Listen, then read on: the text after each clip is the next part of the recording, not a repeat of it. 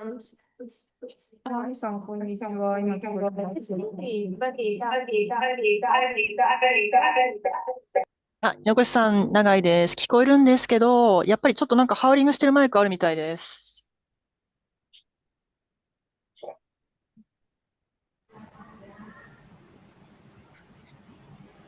そうですよね。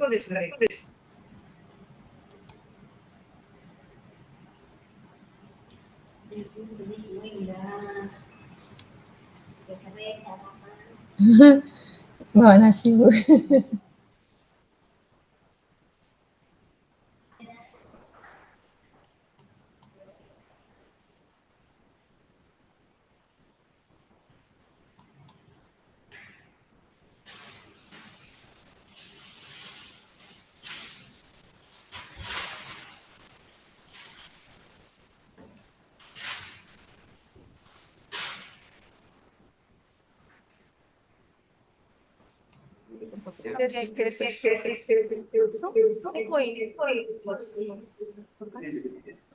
テスト。今話してます。会場です。今テストしてます。会場です。話しています。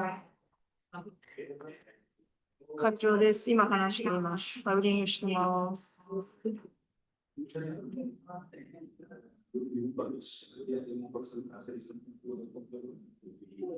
は、maybe、桂先生、ちょっとやってもらってもいい？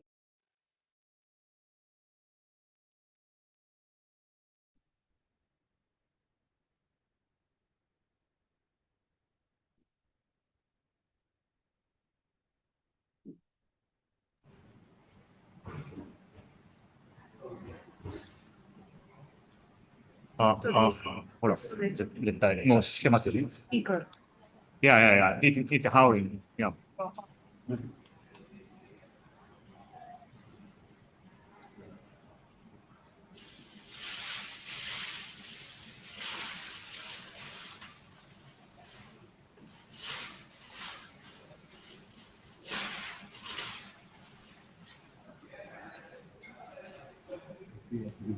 Yeah. これがロジテックですね。ロジテック。Is this the one? これで、and for the other participants, turn off the output and the microphone as well.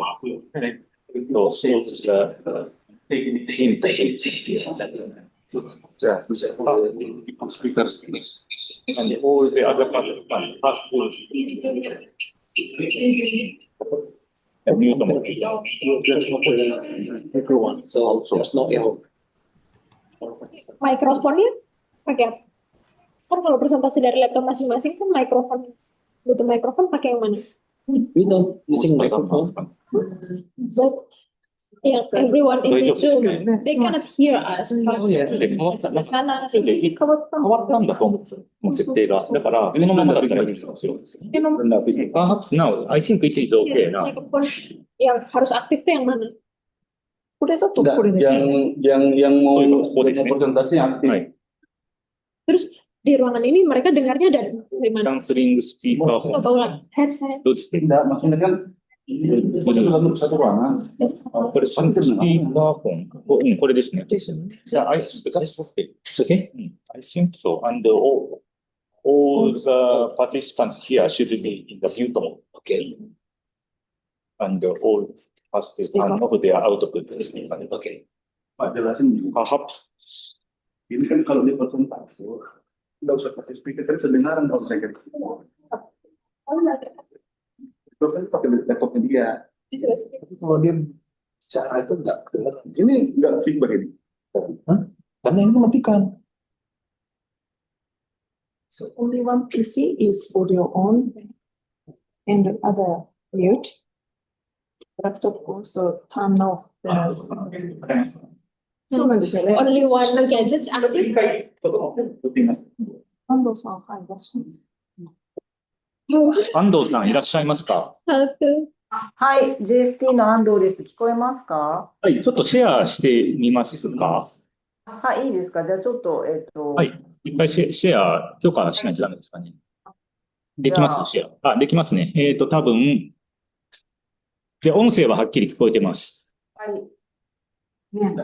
でも他のユーザーが共有してまあ、す。そっかそっか、共有を止めないといけないですね。ちょっと待ってくださいね。共有、はい。スターティングシェア、スクリーン、ウィルストップ、アザーパーツ。待って、どうしたらいいんだ。今、これ、シェアどうしてるんですか？シェアどうしてるんですか？どこがしてる？どこが、誰がしてるんですか？安藤さんはそのままポンとやっちゃっていい？安藤さん、シェアってできないですか今。僕ちょっとよくわかってないんですけど、今これ、どうなってます？はい誰かがシェアしてるんですかこれ。してないんですよね。他のユーザーが共有してますって。マルティプルパーティー、これでいいんだ。これでいけますか？すいません。どうです？できるっぽいです。よかったです。おそらく。ました。多分映ってそうですね。大丈夫です。でも大丈夫。いけそうですよね。大丈夫ですか？はい。音も、画面も大丈夫です。わかりました。はい。ありがとうございます。はい。ありがとうございます。このpakai speaker yang mana ini Pak? Sekarang pakai speaker yang mana? What speaker sih? Online can you hear about my voice for the online participants? This. Can you hear my voice? Yeah. Online participants. Okay. It's in Zoom, but the sound is not clear enough. Yeah. This. You find me. Can you hear my voice? Okay, it's online participants. Yeah.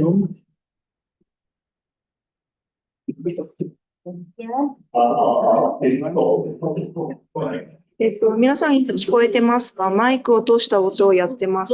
会場からの。男性の桂先生の声は聞こえてますでしょうか？ When talking through this, it's clear. From the mic, it's not clear.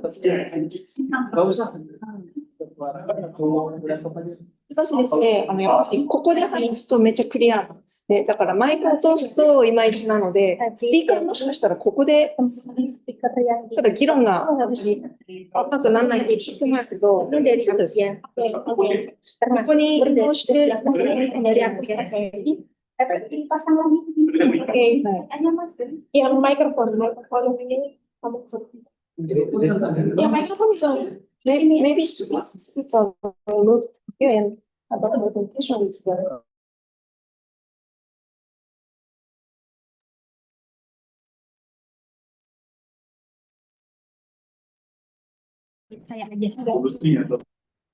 Ini dulunya dicolokin ini mas Nanti ini coba sumbernya dari tempat bersifat. Tapi kalau ada yang bermasalah, presentasinya di situ. Presentasinya bisa di masing-masing. Tapi speakernya semua. Nggak boleh ada yang termasuk moderator, nggak boleh ada yang buka speaker.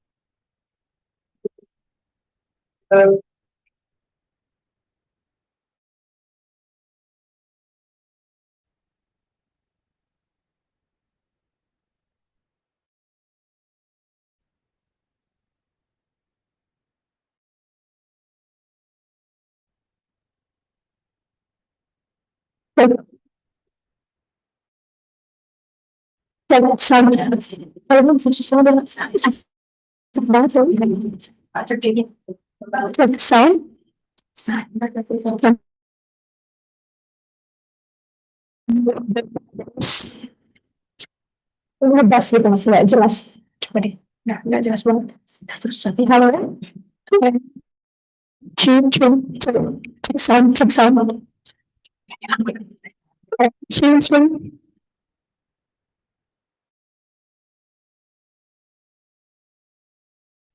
Ya, tetap ada telepon kan? Ya kan, main aja ya. Cepet. Cek sound, cek cek cek cek. One, two.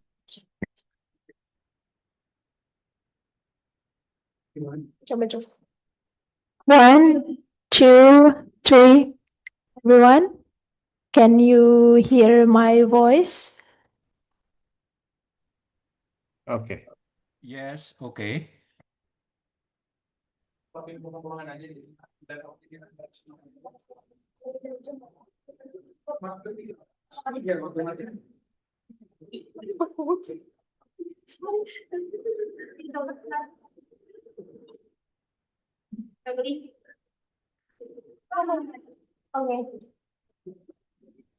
Check sound.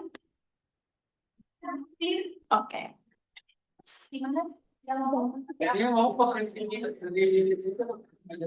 Okay, everyone. I'm sorry. I have to confirm again.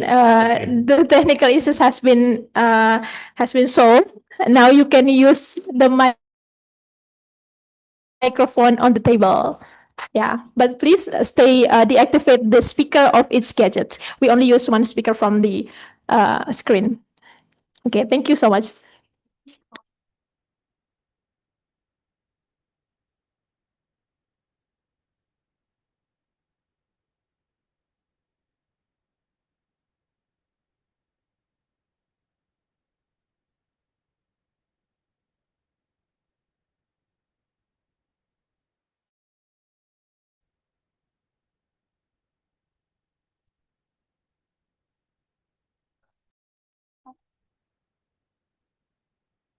Bapak ini ya.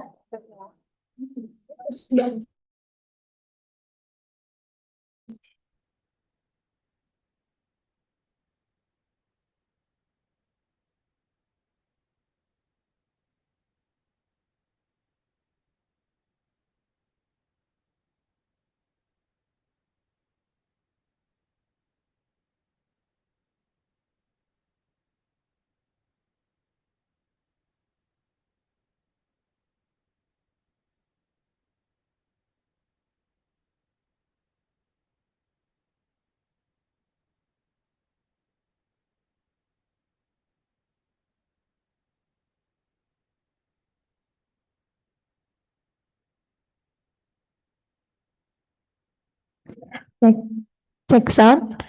1, 2, 3.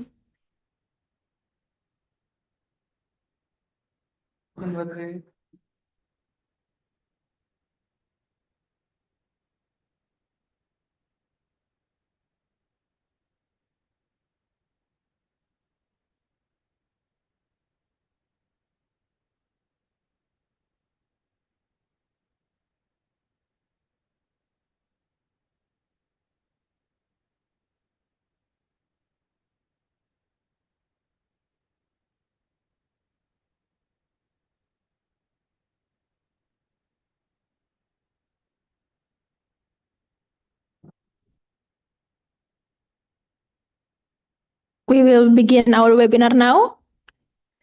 Okay. Assalamualaikum warahmatullahi wabarakatuh. Shalom, Om Swastiastu, Namo Buddhaya, Salam. Good morning, ladies and gentlemen, all the distinguished participants who have already joined us today virtually via the Zoom platform, and all the participants from the collaborating countries who have joined us in person in BRIN BNC building. Welcome to the webinar series of Teras-TP 8 on the activities of FNCA mutation breeding project and applications of remote sensing technology under EASIA Joint Research Program. I am Febri Salsinya, and I will host you during this webinar session. This webinar is part of the Forum for Nuclear Cooperations in Asia, or FNCA workshop, and it is conducted with the cooperations of the EASIA Joint Research Program, hosted by the National Research and Innovations Agency in cooperation with the Ministry of Education, Culture, Sports, Science and Technology of Japan, or MEX, and Japan Science and Technology Agency, or JST. In this webinar, we will feature 7 presenters with diverse research topics on mutations breeding. Well, without further ado, I'd like to invite Dr. Puji Lestari, Head of Research Organizations of Agriculture and Food BRIN, to give us a welcoming remarks in this webinar. For Dr. Puji, time and screen is yours.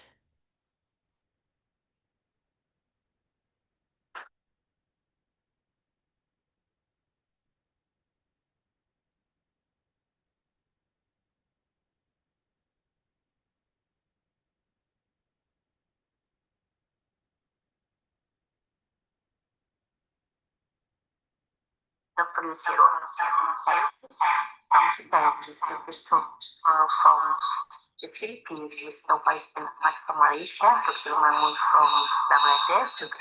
Ikasura from Japan, Dr. Wida from Indonesia, as well as the Citizen Agency, Dr. Prakochi from Taiwan, and honored guests, researchers, ladies and gentlemen. Assalamualaikum warahmatullahi wabarakatuh. Selamat pagi, salam sejahtera kita semuanya. Good morning, everyone. Representing ROA, Research Organization for Agriculture and Food, BRIN, it is my great pleasure to open to this webinar, Teras-TP Series 8, hosted by Research Center with theme activities of the Forum for Nuclear Cooperation in Asia, FNCA, Mutation breeding project, and application of mutation technology under the EASIA Research Program. We are very grateful to have this opportunity of arranging this meeting forum in Indonesia, including this webinar. This information, and we are very highly appreciated the first FNCA event was held in Bangkok with the FNCA framework, views, and information are achievements such as radiation utilization development, research reactor utilization development, strengthening nuclear safety, and strengthening nuclear infrastructure that could be beneficial for all countries' activity. So especially based on the framework of the FNCA cooperation at this moment, also we are hoping to make more great audits, cooperation measures, and sharing all important information and progress from the cooperation activities for each project. Ladies and gentlemen, this week we highlight regional success stories in Mutation, beginning from Philippines, Malaysia, Bangladesh and Thailand, alongside the advancement in remote sensing technology and AI application advancement in Indonesia, all framed within the collaborative context of FNCA and the ESA Genesis program. This session marked an important step in our shared commitment to advancing agricultural innovation through regional collaboration and scientific excellence. In this moment, also, I would like to apologize that I was not able to join and welcome to all of you yesterday on the workshop on the Mutation BRIN project due to other obligation. But it's grateful to know that the workshop went well, and we are proud to contribute to this effort and to learn from the experiences of our colleagues across the region. And hope this event till tomorrow also will go smoothly as we wish. I encourage our participants to engage actively and explore opportunity for journalists and innovation through this webinar. With that, I officially open this webinar and wish us all a productive and inspiring discussion. Thank you very much. Assalamualaikum warahmatullahi wabarakatuh. Waalaikumsalam warahmatullahi wabarakatuh. Thank you so much for such a warm greetings from Dr. Puji. Now, let me invite Dr. Yudhistira Nugraha, the head of Research Center for Food Crops BRIN, for a welcoming remark. For Dr. Yudhistira, time and screen is yours. Thank you very much, Bu Justina. Bismillahirrahmanirrahim.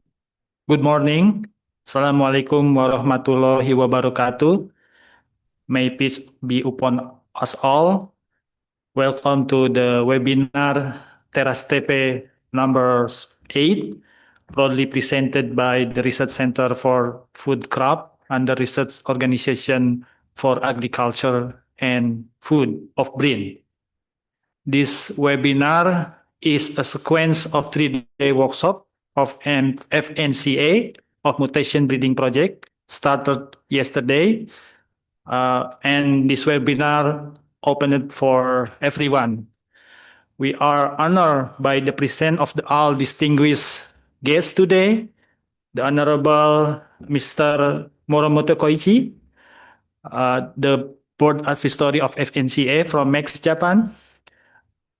Respected all our distinguished speakers who are joining us from across Asia, Dr. Yoshire Hase from KST Japan, Mr. Christopher C. Kabusara from PRICE, the Philippines, Mr. Faiz bin Ahmad from Nuclear Malaysia, Dr. A.N.K. Mamun from BAEC Bangladesh, Dr. Koiseke Katsuro from Kyoto University, Japan, Dr. Prokobit Dang Toisong, if I'm not correct, I'm sorry, the spelling, from Rice Department of Thailand, and our own researcher, Dr. Winda Puspitasari from BRIN Indonesia, and also respected our moderator here today, Dr. Indrastuti Apri Rumanti from the Research Center for Food Crop of BRIN. And very warm welcome to all participants, researchers, academic, student, policymaker, and agricultural practitioner joining us today in BNC building Cibinong and via Zoom meeting and BRIN Indonesia YouTube live streaming. Distinguished ladies and gentlemen, today webinar is not just a scientific exchange. It is also strategic discussion at a critical time for Indonesia. We face immense challenge of increasing agriculture productivity to ensure food security for a growing population, while we adapting to the surge of impact of the climate change. To achieve our national goal, including Indonesia Emas 2045, we cannot rely on the conventional method, business as usual. We must accelerate the adoption of advanced science and technology. That's why we discuss today in this webinar. We will discuss plant mutation breeding supported by nuclear science, offer a powerful tool to develop superior crop varieties faster than conventional method. These varieties are able to produce more high yield, resilient to drought, flood, and salinity, and also meet the farmers and consumer preference. We will discuss also about remote sensing technology combined with AI technology, allow us to more precise, efficient, and scalable in our farming practice. And this webinar also bring these two pool technologies together, providing a platform to learn from the success story of the FNCA member and also strengthen Indonesian own capacity on this research field. It is our sincere hope that this webinar will be fruitful and everyone can be discussed and sparking new idea, strengthening our regional network, and providing tangible insight that we can apply to our important work.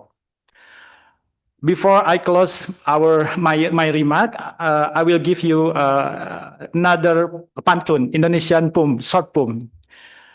Terbang tinggi burung merpati, hingga di dahan pohon kelapa. Cakep. Webinar Teras-TP kita ikuti, Cakep. berbagi ilmu, majukan negara. Thank you very much. Thank you so much for such a warm welcome from Dr. Yudhistira. Now, before we proceed to the sharing session, I'd also like to invite Mrs. Ando Nahoko, Deputy Manager of the Department of International Affairs at the Japan Science and Technology Agency, JST, to introduce us to the E-Asia Joint Research Program. Are you ready, Mrs. Nahoko? Are you there? Yes. Yeah, hello everyone. Can you hear me? Okay, it's clear. Let me share my slide. Just a moment. Yeah.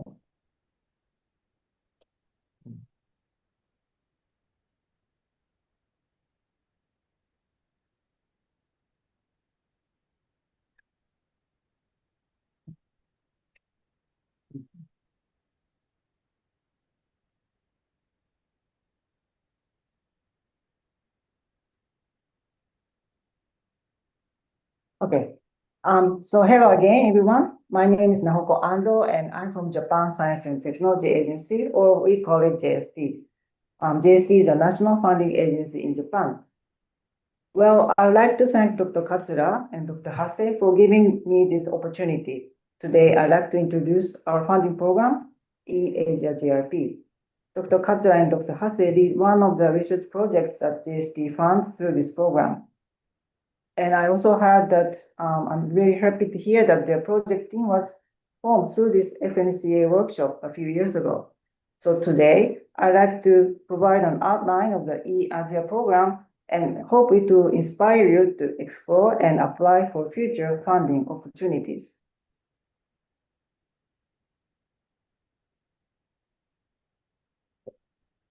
So firstly, let me briefly introduce JST. JST is an innovative, mission-oriented national funding agency. We play a central role in implementing the Science, Technology, and Innovation Basic Plan. This plan is formulated by the Ministry of Culture, Sports, Science, and Technology. We fund and connect a wide range of stakeholders from academia to industry so that we can generate new value for society and contribute to the sustainable development of society, the creation of science, technology, and innovation, and global well-being through various research programs. On the right is an overview of our activities. We are involved not only in funding programs, but also public engagement activities, R&D strategy planning, and information platform and database services. The E-Asia program falls under the funding program area. Some of the examples of the outcomes achieved from our programs is blue light LED from some Japanese researchers.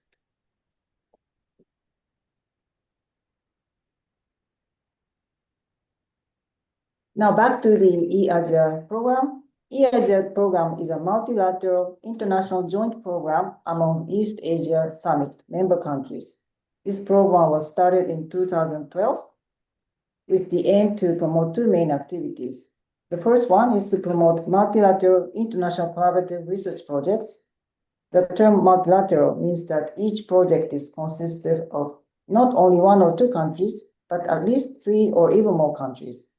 And the second activity is to provide opportunities for building networks among researchers by holding international events such as workshops and etc.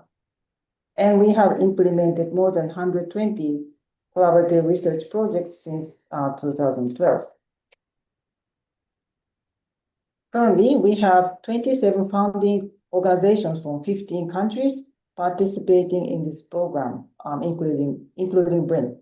ASEAN member states, plus Japan, Australia, China, New Zealand, Russia, and US are participating in the EASIA program. In order to apply for this program, your university or research institute must be based in one of these countries. These are the research fields that the program is focusing on. And based on the discussions among member funding organizations, we set the specific core topics under these fields for every call for proposals. They reflect the rapid changes in the societies, economic situations, and demands for science, technology, and innovation in our region. This is a framework for the EASIA program. As I mentioned, each project needs to consist of 3 or more countries. It is a co-funding type of collaboration. It means that each principal investigator, PI, needs to receive funding or support from their own country's funding organization. It means that funding does not cross borders. So if your team, like Dr. Katsura's team, has 3 PIs from Japan, Indonesia, and Thai, and all the PIs need to submit applications to their own funding agencies. And now PIs are receiving funds from their own funding agencies. For researchers based in Japan, they'll need to apply to JST for proposing application. And for participants from other countries, they will need to apply to their own funding organization. The duration of each project is up to 3 years. So here are some examples of calls of proposals for over the last 5 years.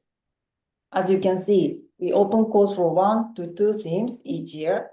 For example, for agriculture, we organized calls in 2019 and 2023. The call in 2023, we organized 2 calls, alternative energy and agriculture food. For alternative energy, the participating countries were Indonesia, Japan, New Zealand, the Philippines, and Thailand. And for agriculture food, the participating countries were Indonesia, Japan, Cambodia, Myanmar, the Philippines, and Thailand. Okay. So here are some specific projects that are currently funded by the EASIA program from the 2023 call for proposals for agriculture. This project is, this one is led by three countries, Japan, Thailand, Philippines. This project is to study regional virus variations and develop treatment strategies for viral disease in farm shrimp, focusing on early detection and climate change impacts. And the next example is, of course, this is Professor Katsura's and his team with Thailand and Indonesia. And I don't think I need to explain about this project. And this project is introducing climate smart agriculture by using ICT for yield optimization and sustainability in paddy fields for us, incorporating remote sensing and algorithm analysis.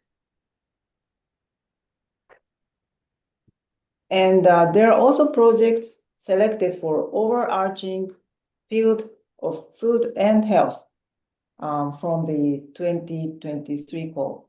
And this program aims to combating metabolic syndrome and obesity through personalized control strategies and fostering sustainable innovation in nutrition and health. The next one is also the field of food and health, a project extending Oceanian initiative to Southeast Asia, focusing on responsive child feeding through self-directed learning and contextual adaptation to Cambodia and Laos. This is also the overarching field of food and health to identify personalized nutrition interventions to manage nutrition impact symptoms during chemotherapy, focusing on inter-country differences and therapeutic targets. And this is scheduled for the last year, 2024 call. And the call was launched in December 2024 and closed in March 2025. After internal review and joint review meeting, the selected projects will be announced in December 2025. Actual funding or support will start from January 2026 or later, depending on each funding organization's policy. So the next call is planned to open in December this year. So please check the eAsia site in 2 months. For Japan-based researchers, please come to JST's website for the next call. And more details, including information on the next call, previous and current projects, are described on the eAsia website. So please check this. And in the meanwhile, please feel free to contact eAsia for further questions. So thank you for your time, and I hope you have a fruitful workshop. Terima kasih. Thank you. Arigato, Ms. Nahuko. Thank you also for the insightful introductions about the eAsia program. Now, for all the participants who are attending online, I'd like to remind you that the attendance link will be shared in the chat column during the sharing session. Now, before coming to the sharing session, this session will be led by our moderator, Dr. Indrastuti Aprirumanti. So before continue, I will introduce Dr. Indrastuti's profile.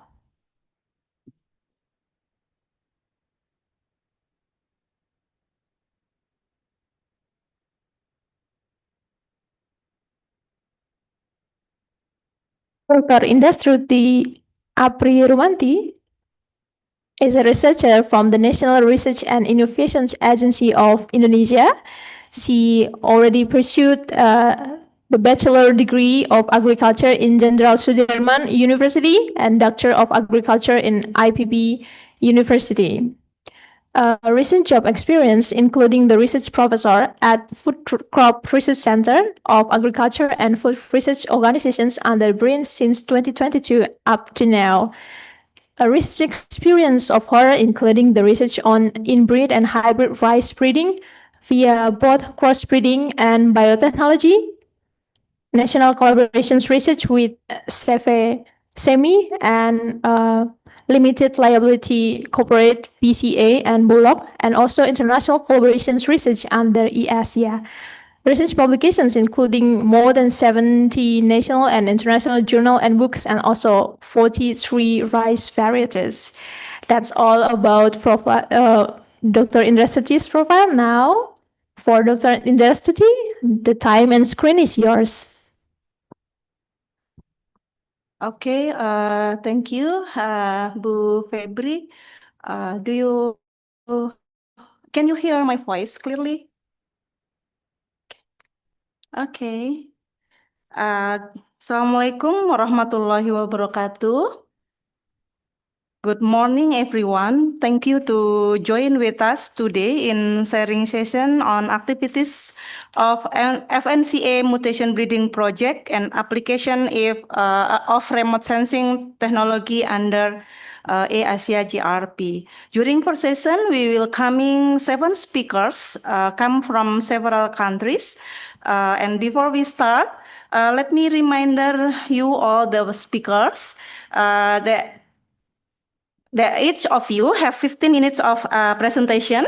And for discussion, I also encourage all the participants to write down the question in the chat box and mention to whom your question direct. Because we have many speakers today, so I would like to divide it into two sessions. The first session will be invite 4 speakers, and I will introduce them to everyone, and then the second session will be continued by 3 others. So the first, I invite Dr. Hase Yoshiro and Dr. Christopher Kabusura, Mr. Faiz Ahmad, and Dr. Mamun. And let me introduce them to you all, guys. Can you speak? Okay. Okay, the first speakers will be Dr. Yoshihiro Hase, the Senior Principal Researcher in Institute for Quantum Science and Technology, QST, Japan. Her PhD was conducted in Kyoto Prefectural University, Japan, and then recent job experience in QST Takasaki, Japan. He is awarding with as a Young Scientist Award by Ministry of Max Japan, and he have many research experience in mutation and radiation breeding, and also he already published 70 publication. Hase et al. What? Okay, you can see or check his scholar maybe with Hase et al. In so many publication. And the second speaker will be Christopher Kabusora, the supervising science research specialist in Philippine Rice Research Institute. We call PILRICE, right? under Ministry of Agriculture, yeah. His education during bachelor degree finished in biology major, and his master degree in plant breeding at the University of Philippines, Los Baños. He is a rice breeder at DA PILRICE and awardee as an Outstanding Scientific Publication Award in 2024, and as Best Research Team Award also in 2024. He have many experience also in mutation breeding, rice breeding, and tissue culture. And he write a journal publication so many also. The third will be Faiz. Oh, okay. Faiz Ahmad came from Malaysia Nuclear Agency. His Bachelor of Science under Biology finished in UPM 2010, and he was achieved the Master of Science under Plant Breeding Division and UPM also. His recent job experience is in as a plant breeder in using mutation breeding, molecular breeding, and conventional breeding, and awardee also as a Young Researcher Encouraging Award 2024. Next. Okay, the last speaker in this session will be Dr. Mamun, Director of Institute of Food and Radiation Biology, Bangladesh Atomic Energy Commission. His PhD finished in University of Vienna, Austria, and his recent job experience in mutation breeding about 30 years old. And also he is editorial advisory board member for Journal of Plant Tissue Culture and Biotechnology, and also many publications already writing by him. So for the first presentation, presentation will be due by Dr. Hase. Okay, we invite Dr. Hase from FNCA, who will present about the mutation breeding. Oh, sorry. Will be the overview of the FNCA and the application of the Asia program. So, Dr. Hase, time and screen yours.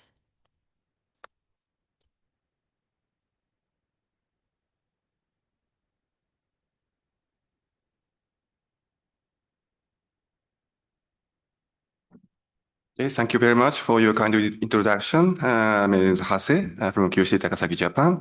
So at the beginning of this sharing session, please give me 5 minutes to introduce the background to hold this webinar. So as already introduced, we had this today's webinar as a part of the FNCA 2025 workshop on mutation breeding project. And what is FNCA? So FNCA is a framework for cooperation toward the peaceful use of nuclear technology, which is led by Japan. And now the 13 member countries is participating this FNCA framework, and 8 projects is ongoing. And in mutation breeding project, 10 countries are participating in this project. And yes. So mutation breeding project is one of the oldest project under the FNCA framework. It started 25 years ago. Now current project, current 5-year project, namely mutation breeding of major crops and application of new technologies toward the sustainable agriculture has started last year, and this is the 2nd year of this current sub-project. Okay, and we have annual workshop in the member countries and having a technical visit. And also we have open seminar like today's webinar. And we have some additional information on the FNCA website. And if you have an interest, please take a look and join us. Okay, so this slide shows the basic idea of mutation breeding. In mutation breeding, we use mutagen, such as gamma ray, ion beam, or something like that, to induce DNA damage into the cell. And most of the DNA damage is repaired, but sometimes mutation is induced by the misrepair of the DNA damage. And if the mutant had a new trait and it is beneficial for us, we will use it as a new variety. Oh, yes. Okay, so as you all know, the mutation induction is not a new technology. Actually, the artificial mutation induction was first demonstrated almost 100 years ago. And after that, particularly the practical mutation breeding is extensively performed in 1960, 1970. But it is still effective. It's a great technology. So the new variety is released every year, and it is bringing a big economic impact. Yes, it's still great technology. So I mentioned the current sub-project of FNCA mutation breeding project. The main theme is to take a conventional mutation breeding a step forward by the application of the new technologies. Yes, so this figure shows a basic flow of the conventional mutation breeding. We mutagenize starting material to prepare the mutant population, generally 1,000 or sometimes more than 10,000 of the mutant population is generated. And we will perform the mutant screening to find promising mutant lines. Yes. So, but the mutant screening, this is the most, laborious and the most important process in the mutation breeding. So, in terms of the application of new technologies, high throughput phenotyping by remote sensing technology is one of the best ways to speed up this mutant screening process. And this figure on the bottom is taken at the 2020 FNCA workshop held in Tokyo, Japan. And here is Dr. Katsura is one of the speakers of today's seminar. And he showed me the demo flight of the drone for phenotyping. And actually, we enjoyed the evaluation of rice yield by taking a photo by smartphone. Yeah, we enjoyed very much.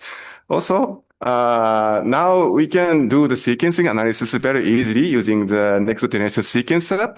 But I think that this sequencing analysis is not extensively performed for the mutant variety existed obtained.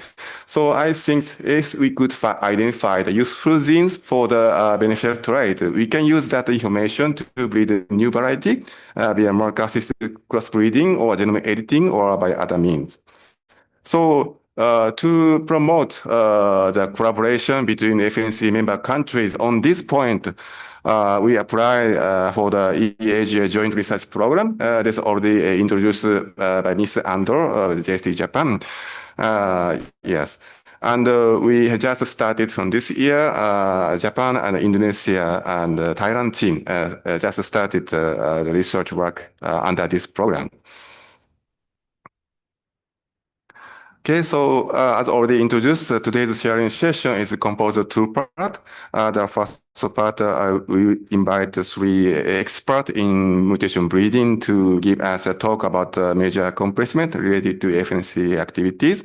And later, that we explain later, we invite the three speakers.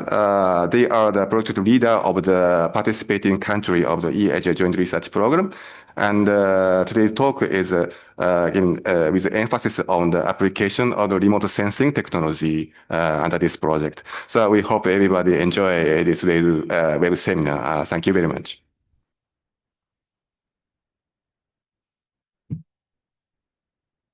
Thank you, Dr. Hase, for a brief introduction on AAC application. And the next speakers, we invite Mr. Christopher Kabusora. Please, you will share by your screen. Okay. Oh, okay. Oh, okay. So he will present about the success story of plant mutation breeding in the Philippines. Time is yours. Oh, okay. Can you help her presentation? Do you want? Okay. Okay. Wait.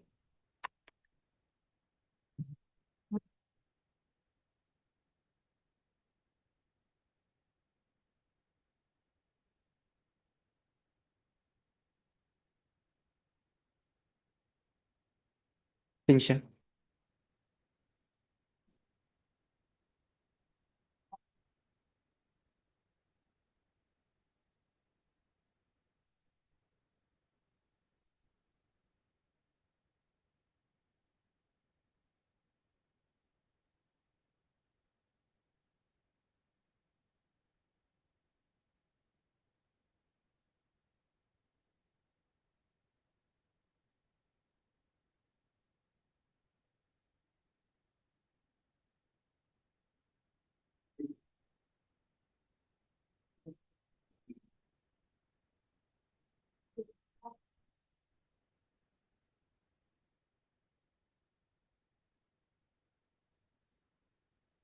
This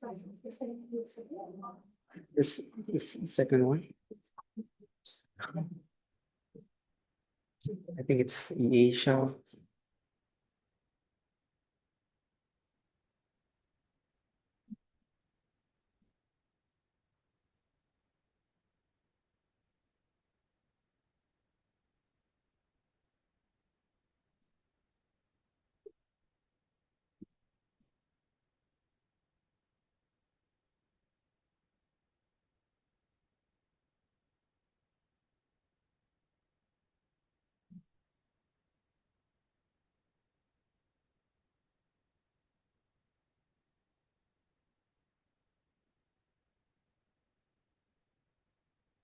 Okay.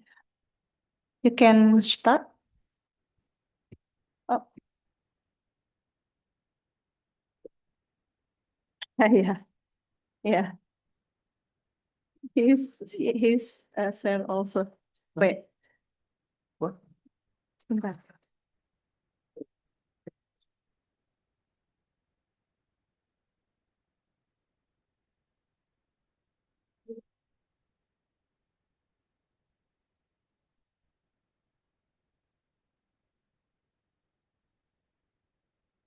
Okay. Thank you very much.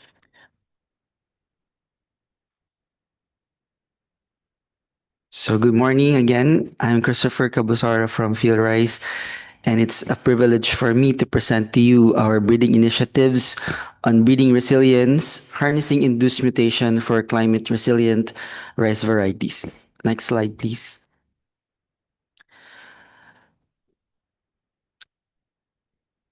Next, please.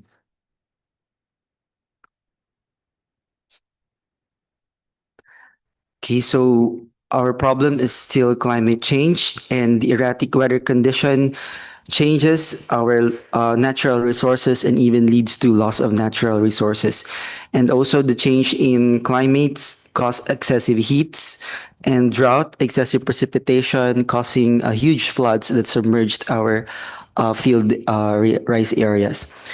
The adaptation and mitigation for climate change must have the four principles of adaptation and mitigation, which is increase for food production, reduce the cost of production, improve in terms of food security, and reduce in terms of environmental footprints.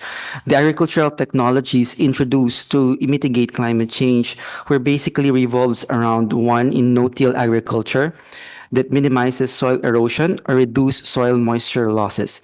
The second one is on plant biotechnology, which produces smart agricultural crops, reducing carbon emissions. And the third one is plant science, which develops climate resilient crops, such as drought tolerant and heat tolerant crops. And lastly, crop protection, which revolves around the protection of crops, leading to the prevention of yield losses. In this of this four mitigation technologies, plant biotechnology and plant science remains the most sustainable solutions. Next slide, please. So in 2005, that was 20 years ago, FieldRise started breeding for climate resilient rice varieties. This is in anticipation for the climate change. So we started producing rice varieties or developing rice varieties for drought, saline, and flood-prone rice areas. Since then, we have developed 10 rice varieties with tolerance to drought, 9 varieties with tolerance to salinity, and 1 variety with tolerance to submergence. One of our major breeding strategies is the induced mutation technology or strategy, which comprise of tissue culture, particularly anther culture and seed culture, and inflorescence culture. We also use physical mutagen by treating our mature seeds, and we also do combination of physical mutagen and tissue culture, which we termed as in vitro mutagenesis. Next slide, please.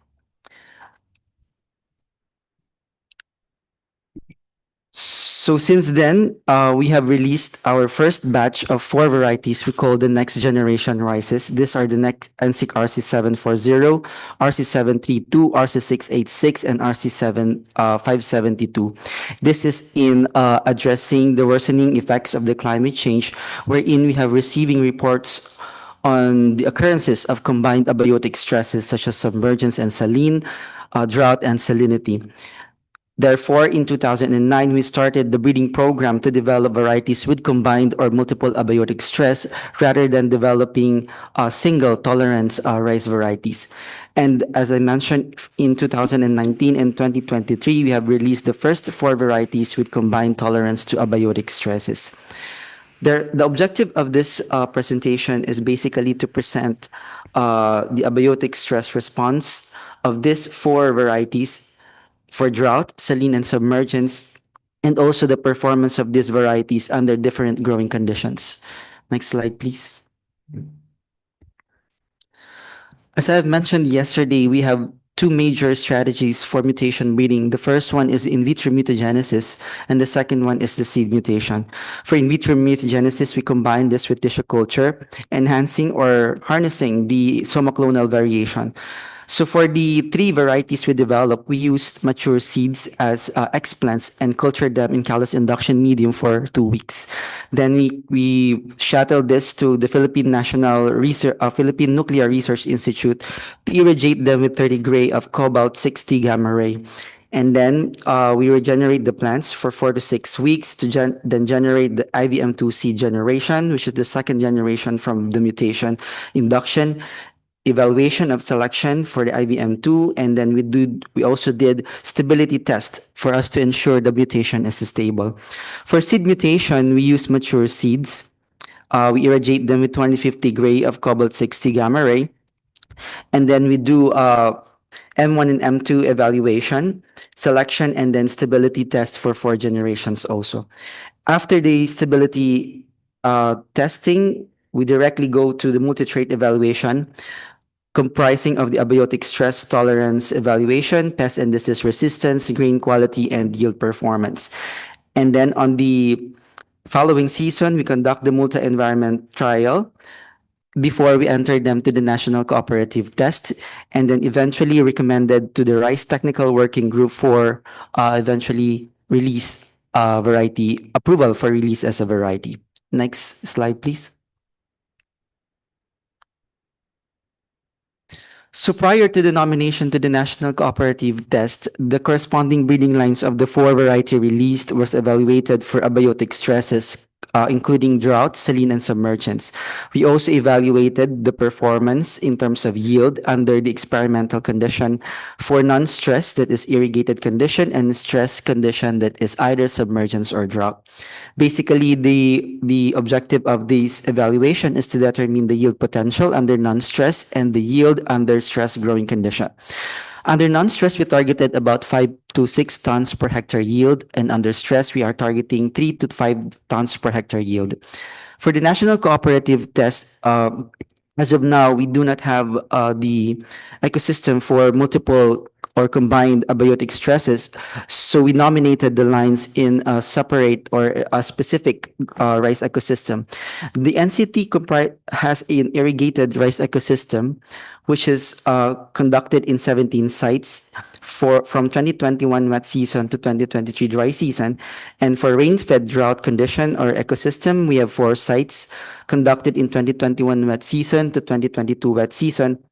And for saline ecosystem, it was conducted in 3 sites from 2020 dry season to 2021 wet season. Under the National Cooperative Test, pest and disease resistance as well as grain quality parameters were also evaluated. Next slide, please. So this is the response of the mutant varieties, their corresponding breeding lines to seedling and reproductive drought stress. For seedling drought stress, majority or 3 out of the 4 lines were scored tolerant, except for NSIC RC 740. The 2 tolerant varieties, or the PSB or NSIC RC 572 has a 22% advantage in terms of plant recovery over our tolerant check PSB RC 14, whereas the 2 other varieties, the RC 686 and the RC 732, has a comparable recovery in comparison to PSB RC 14. For reproductive drought stress, we measured spikelet fertility, and we scored them based on that parameter. And apparently, all the 4 varieties were tolerant to reproductive drought stress with about 8.3 to 26% advantage, except for NSIC RC 740, which is comparable to the tolerant check PSB RC 14. Next slide, please. So this is just to show you the response of the varieties for seedling drought. This is 10 days after we rewater the plants. So the first one is the RC 572 compared to RC 14, the tolerant check, and the IR 64, which is the susceptible check. And the second picture is the RC 732. Then the next one is 686, and the next one is the 740. Next slide, please. So now this is the response of the varieties or the corresponding breeding lines for drought at the reproductive stage. So this is the first one on the top is the NSIC RC 572, the second one is 686, and the third below is the 732, and the last one is the RC 740. Next slide, please. Then we tested also the corresponding breeding line to submergence stress, both at seedling and vegetative stage. And for the submergence at seedling stage, only NSIC RC 572 was susceptible. Whereas for the 3 other remaining varieties, it has an advantage in terms of survival of about 6.4 to 13%. Then we also genotyped them for SC3 and ART5. RC686 is positive for both marker because this variety was derived from the FR13A, which is the donor source for submergence tolerance. And then the RC740 is also derived from FR13A. Then looking at the submergence at the vegetative stage, the three same varieties were tolerant to submergence at vegetative stage except for PSB RC72, NSIC RC72, I'm sorry. Next slide, please. So this is the response of the varieties for seedling submergence, that is 21 days after the submergence. The next slide, please. And this is at the submergence at the vegetative stage. This is survival at 21 days after the submergence. So the first one is the RC194, which is the release variety for flood prone. Then the second one is the RC72. The third one below is RC686, followed by 732, and lastly the NSIC RC740. Next slide, please. For salinity tolerance, we just have at the experiment station, we only have screening for salinity at seedling stage, and we use the standard evaluation system for rice published by the International Rice Research Institute as a scoring reference.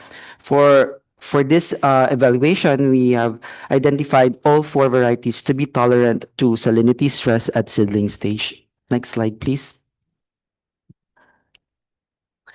So this is the evaluation of the corresponding breeding line of NSIC RC740 prior to our nomination to the National Cooperative Test.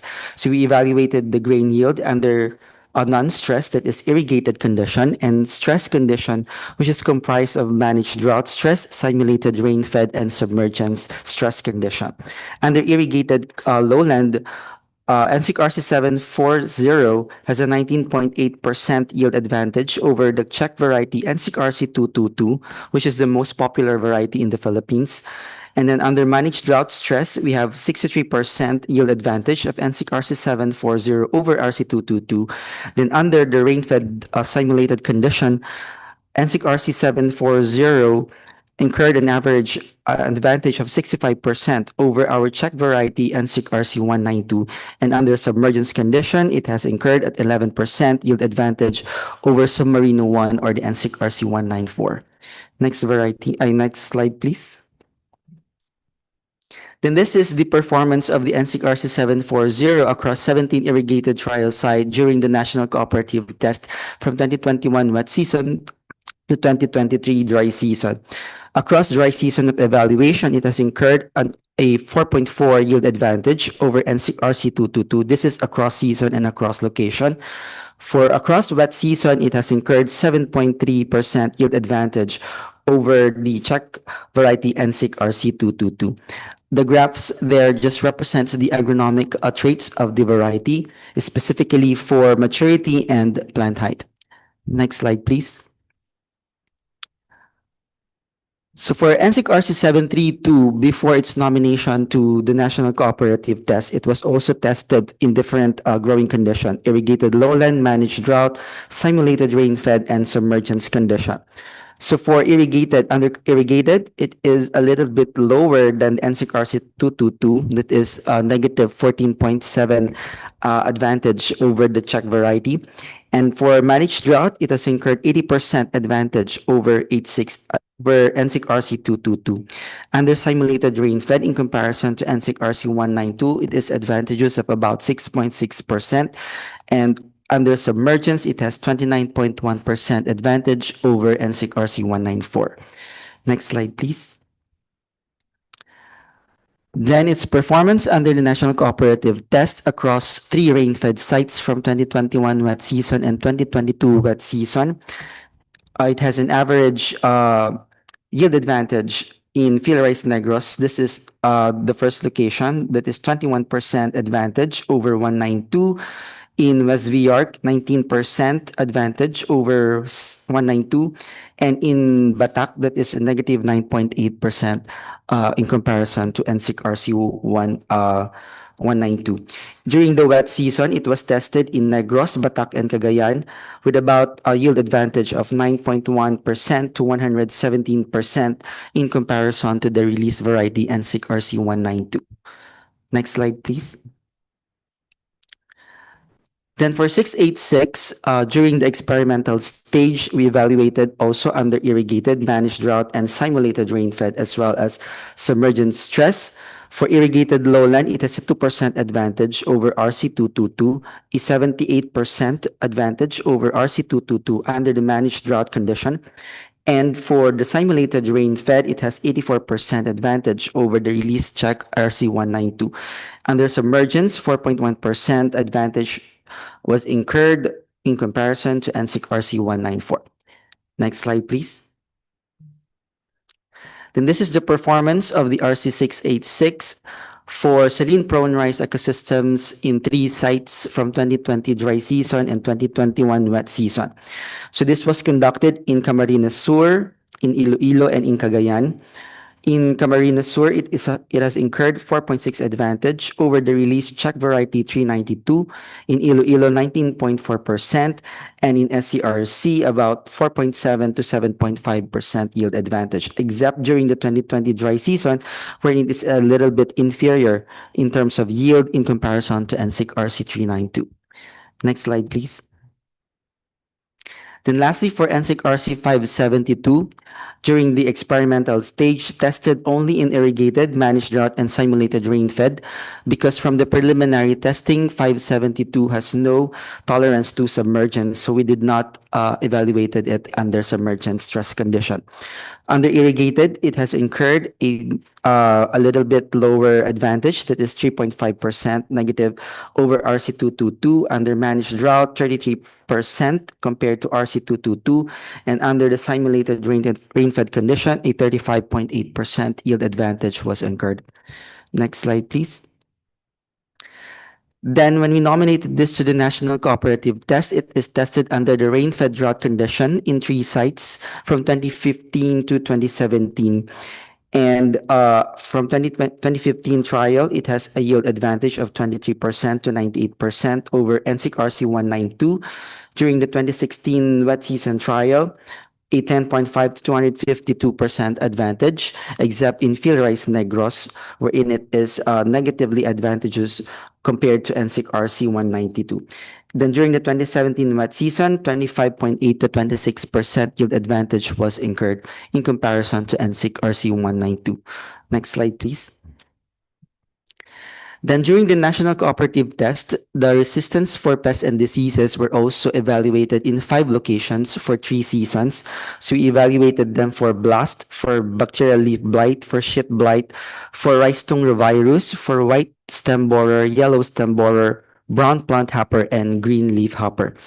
And from all this pest and diseases screening, the lines only 686 were susceptible to shit blight, tungro virus, BPH, and GLH, whereas RC572 is susceptible to tungro, and the rest of the varieties were has resistance intermediate to resistant score for all of the diseases. Next slide, please. Then we also tested the grain quality parameters for this variety because the breeding objective gears towards the market preference. So for these varieties, they all passed the standards for brown rice, for milled rice, for head rice, for chalky grains, for grain length and shape. The next slide, please.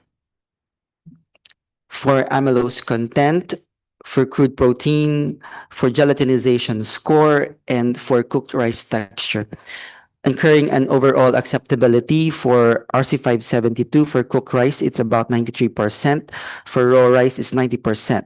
And RC686 is 95% for cooked rice and 93% for raw rice. And RC732, 93% for cooked and 100% for raw. And for RC740, 91% for cooked rice and 83% for raw rice. Next slide, please. Christopher, sorry, can you speed up? Yeah. Okay, That should be for the last 3 slides. So just a summary. So we have identified these varieties to have tolerance to multiple abiotic stresses, and as presented by the data for both during the experimental and during the multiple location testing. And for if you want to know the morpho-agronomic characteristics of these traits, next slide, please. You may refer to this QR codes. It will give you the agromorphological traits of these particular varieties. Next slide, please. So we are also starting to nominate this variety or register this variety to the mutant variety database of the International Atomic Energy Agency. And then next slide, please. This is just some what's this? Some information from the farmers, because we started already to test this or to distribute this to our local farmers, and most of them are very much happy to know of this particular varieties. The next slide, please. And then currently we are doing variety field trials, and one of the most or the top selected variety is the NSIC RC740, which is one of our mutants. Next slide, please. And I think that's the last slide. Thank you very much. Yeah. Okay. Thank you. Thank you, Christopher. And next, we invite Faiz Ahmed from Malaysian Nuclear Agency. He will present about success story on of plant mutation breeding in Malaysia. Please, Faiz.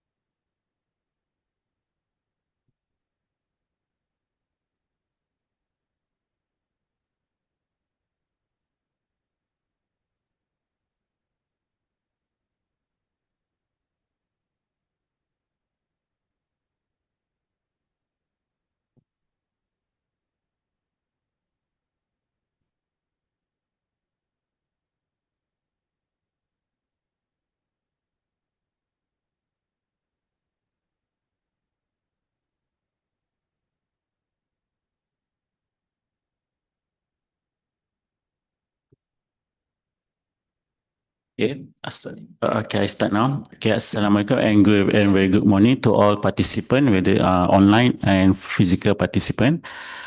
Okay, first of all, I would like to thanks to organizer for giving opportunity to me as a representative from Malaysia to present or sharing about our success story for plant mutation breeding in Malaysia.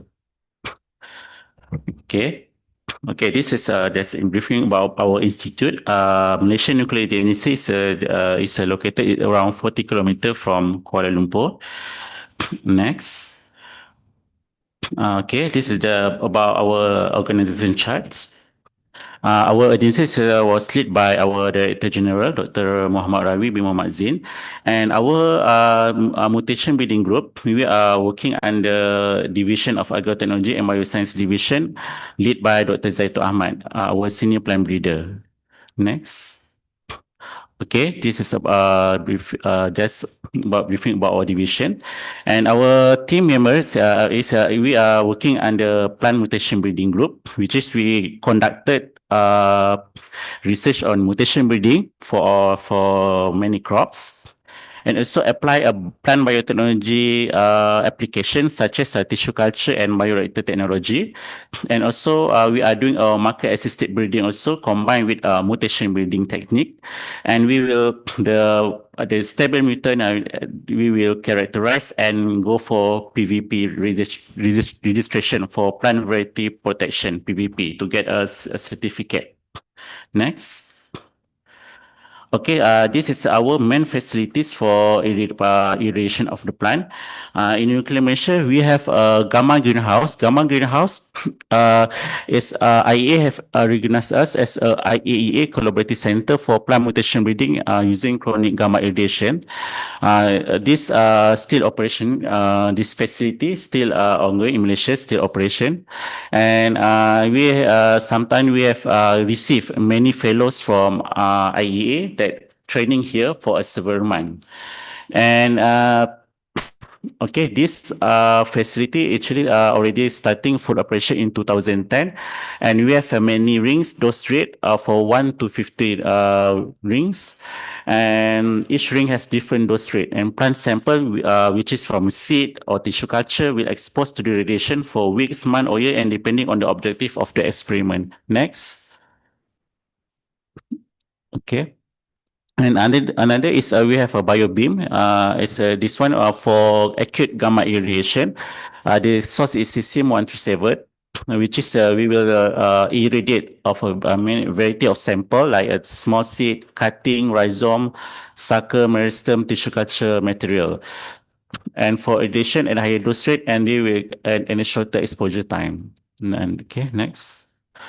Okay, okay, next. Okay. Okay, this updated about of total number of plant variety that developed in Malaysia. This one as updated data as of 2024. 37 new mutant varieties have been developed through mutation breeding in Malaysia. And because not only from Malaysia, is we have a collaborator also, 3 from university and 1 is from MARDI, Agriculture Research Development Institute. So this 37 is plant mutant that already registered. Next. Okay. Okay, first, of course, it's about rice. We have developed a new rice variety for high yielding, resistant to biotic and abiotic resistant.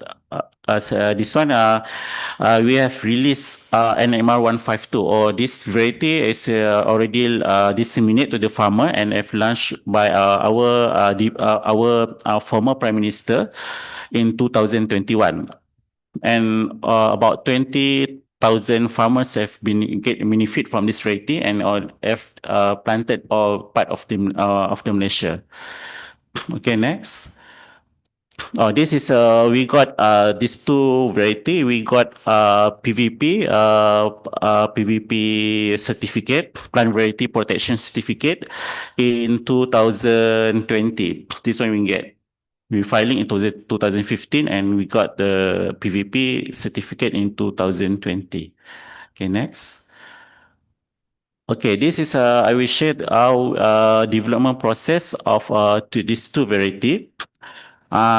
This one, the aim of this development of this line is we want to improve of the performance of mega variety, because MR219 is high yielding, but it's not tolerant to abiotic and biotic stress, or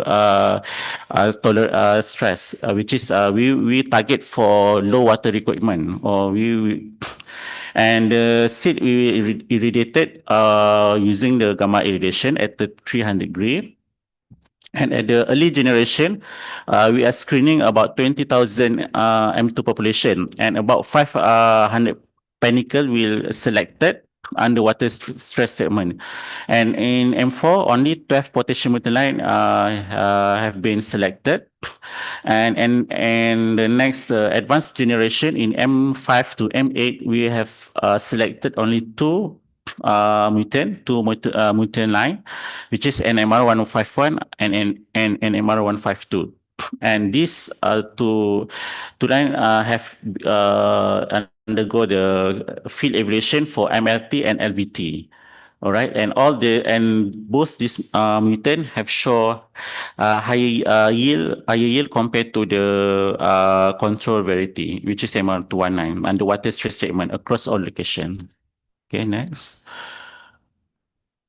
Okay.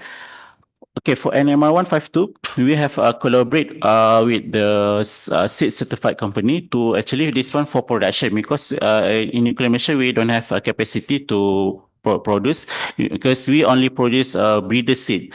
And for foundation seed, registered seed and certified seed, we collaborate with the company, with the seed producer company.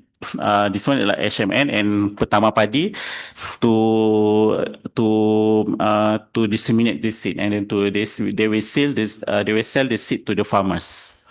Okay, this is example of the pilot foundation seed trial field in the second chance Selangor. Okay. Other than that, we have also developed a new rice line that are resistant to blast disease, because blast is one of the major rice disease that affect the rice production in Malaysia. This method we use combination with the acute and chronic irradiation. We use the 300 gray for acute and additional 40 gray from the chronic irradiation. At this moment, this line we have selected around 4 lines that has been for field evaluation. Field evaluation. And this is an example showed the diagram how we develop a population from M1 to M5 and above. Okay, next. And under FNCA Mutation Breeding Project also, we have opportunity to irradiate the seed to the Japan, and this is one of example the variety that we successfully developed through ion beam, which is we develop early maturity and climate resilient rice using our traditional variety PS2. Okay, this seed irradiation is we send a seed in 2016. And we have goes for several screening and selection in M2, M3 generation, and go to for further yield evaluation at advanced generation. And now 2 potential line have been selected for further yield evaluation. Okay, next. Okay, and another line we also developed from ion beam. This one irradiate in 2020. We irradiate Tongkat Alimutan. So the problem, because Tongkat Alimutan is the maturity day. We want to reduce the maturity day, because the maturity day is around 130 days. So we actually successful to in 80 grade we got the early maturity mutant, which the maturity is around 95 days. So we select the line, and then we screen at the field. Okay, from that picture, we see between the controller and parents, they have significant difference in maturity day. And also we try give a stress to the mutant we want to select on drought tolerance during reproductive stage in M4 in M5 generation. And we got 4 potential line that have been selected for the yield evaluation, and also we will further screen for submergent screening for next plan. Next. Other than that, we also receive funding from our government around 4.9 million ringgit. This one is about the title about development and commercialization of climate resilient rice variety to increase national yield rice production. Okay, this project is ongoing starting from 2024 to 2027. It's a 3 years project. Next. Okay. Okay, under this project, we will evaluate our potential mutant line through the AYT, MLT, and LVT before we register this line as new variety. This is example of the early maturity line that developed. This one from ion beam, and there's one the early maturity line okay, if developed ion beam is matured early compared to another genotype, is control and another breeding line. Okay, this is a very significant trait to show from this line. Okay, next. Okay, next. Okay, this is also a picture from MLT plot, multi-location trial plot. You can see the red line is the red line show the early maturity rice developed from ion beam. This one is 100 days. So about 100 days, the farmers can harvest that line. Okay. Next. This one is LVT plot, one of the LVT plot in location. I just share this one plot. We managed to increase the yield of the farmers about 62.5%, because before last season they got about 4 ton per hectare, but this when they try to our new meter line, this one this one line 80 is developed from iron beam. We get increase from 4 to 6.5 ton. This one is actually from the factory. So we got this year, actual year, they have increment by using our new meter line. So this project is still ongoing. We will test LVT for 12 plot in Malaysia. This one only one plot in Malaysia. We will test about how this variety will adapt in Malaysian climate. Next. Okay, this is one of the a special moment with actually this project we was present to our king. This one through our ministry. We bring this project to explain to our king, and also our Crown Prince of Kedah and our Prime Minister. We give rice for NMR 152 rice to our Prime Minister through our agency, this one, and our DPN, Deputy Prime Minister, and our Minister. That's a special moment. What actually we bring the nuclear technology, our mutant rice to our leader, our national leader. All right. Next. Sorry. Okay. This is so we involved in the program in a government program.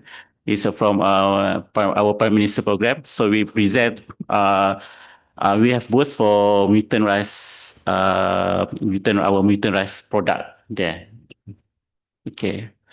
Next. Okay, this one I was sharing. We also have developed kanaf variety. Kanaf actually is like a jute. This one we want to improve. We want to increase yield, the high fiber yield. This one we use the iron. We use the gamma irradiation at 300 degree. And this project is actually we collaborate with National Kanaf and Tobacco Board. You see from the picture, we got a very big diameter of the kanaf. Next. Okay, we have developed a 5 stable line from this mutation breeding project, which is they have multiple. They have significant trait like MK1. They have palmate leaf, and then uniform cream petals. They have changes also in the petal, and also the yield of the stem increase about. You see, they have 25 to 60% increment from the control variety. Okay, next, and we have also got winning gold medal for this variety, for these 2 variety. Okay, in the nuclear Malaysia and also another in the national level. Next. And this variety have been launching by our Minister of Plantation and Communities in this year. So only 2 variety have launching by our minister, MK1, MK2, and this line of variety will be disseminated with with LKTN, National Tobacco Kanaf and Tobacco Board, to disseminate to the farmers. Okay, next. Another project, so we have improvement of banana is a variety berangan for fusarium tolerance. This project is led by our colleague Puan Nur Azlina, which is we want to evaluate we want to develop the banana mutant that tolerant to fusarium tolerance. At this stage, we have selected several putative mutant that we tested at hotspot area for fusarium tolerance. Okay, next. Another line, we have also improved the Napier grass. This one, Napier grass, this project is led by Puan Shakina, our team mutation breeding project members, that target for high biomass, high protein content, and less toxicity in animal. And we have managed to release one or several potential mutant, and we will collaborate with the company for collaboration to disseminate or to commercialize these several potential line that have a high protein content and less toxicity animal, because they're used for animal feed. This Napier grass. Okay, next. And another, we have also improvement for local cassava. This project is really funding by CRP-IEA project for in vitro mutagenesis through acute and chronic gamma radiation for improvement of local cassava varieties. And we want to develop, improve the germplasm of local cassava with desired agronomic trait and nutritional value through mutation breeding and biotechnology. We are using the tissue culture and genomic tools, and two commercially popular variety, which are ubi putih and ubi kuning, that is really used production for chips and snack, has been chosen for the mutation breeding program. And currently, we have planting the selected putative mutant in V4, M1 and V4, at the Department of Agriculture in Sedang for evaluation and screening for morphophysiological and agronomic traits and yield. Next. This is up to date. Physiological, physiomorphological, and other agronomic evaluation are carried out according to for early harvesting at 7 and 9 months, and a few line selected at 7 month harvesting with yield we got 5 to 7 kilogram per plant, as compared with commercial rate as this is a putative mutant that we have been chosen. Next. Okay.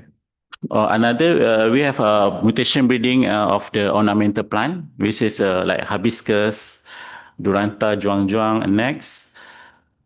Orchids, this is an example of orchid. Okay, next. So this chrysanthemum is actually collaborate with the Japan, with the ion beam, with the last time we have already produced several mutant line from chrysanthemum from ion beam. This is the example of the mutant that we have produced. And then I will share about we got also international recognition and success of Malaysia in promoting peaceful use of nuclear in agriculture. We have received Mutation Breeding Award from the IAEA in 2014 and in 2021 for Outstanding Achievement Award. And from FNCA, we also received the FNCA External Research Team of the Year in 2020 and FNCA External Research Prize in 2031. And IAEA also have give us as a collaborative center for Gamma Greenhouse in 2019. Okay, next. Okay, I want to acknowledge all the mutation breeding project members and all collaborators that contribute to our successfully and output from our mutation breeding project in Malaysia. And all, thank you. Next. Okay. All right. Thank you. Okay. Okay, thank you, Faiz. It's very good time management. Okay, the next is I invite Dr. Mamun from Bangladesh Atomic Energy Commission. He will present about the success story of plant mutation breeding in Bangladesh. Good morning. Assalamualaikum. So thank you very much for giving me opportunity to present our work in this platform. So I would like to talk about the success history of our mutation breeding.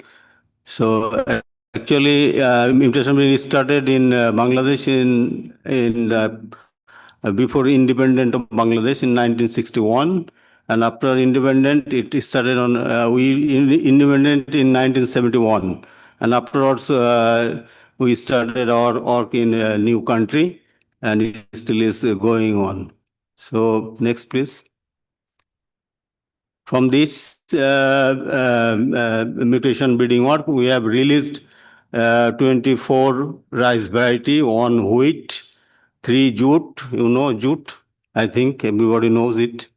And then mung bean, lentil, chickpea, black gram, grass pea, mustard, sesame, soybean, groundnut, tomato, onion, garlic, and pepper.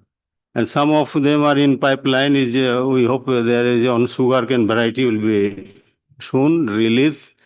So I would like to talk about some mutant line, because this we don't have enough time to talk about all mutant lines, but I selected some of them. Please next. So I will talk about the rice. You know, it's Iratom 24. It's released 1975, and early maturing, long grain, duration 140 to 145 days, average release 6 ton. Next, please. And this is Binasal Tiamun. It's released 1987, low input requirement, late sowing potential. Crop duration is 135 to 140 days. Average yield is 4.2 hectares. It's almond varieties rain fed. Next one. Then Binadan 4 is a Tiamon. It's a rain fed variety. It's released in 1998. Early maturing, long grain. Duration 130 to 135 days. Average yield is 4.7 ton per hectare. Next, please. Then Binadan 5, it's a Boro variety, is released 1998. A taller plant, high yielder, medium fine grain, duration 140 to 150 days. Average yield is 7 ton per hectare. Next, please. This is Binadan 5, it's a good variety. Also, it's a fine grain, it's a Boro variety. It's now in the field, farmers fields. Next, please.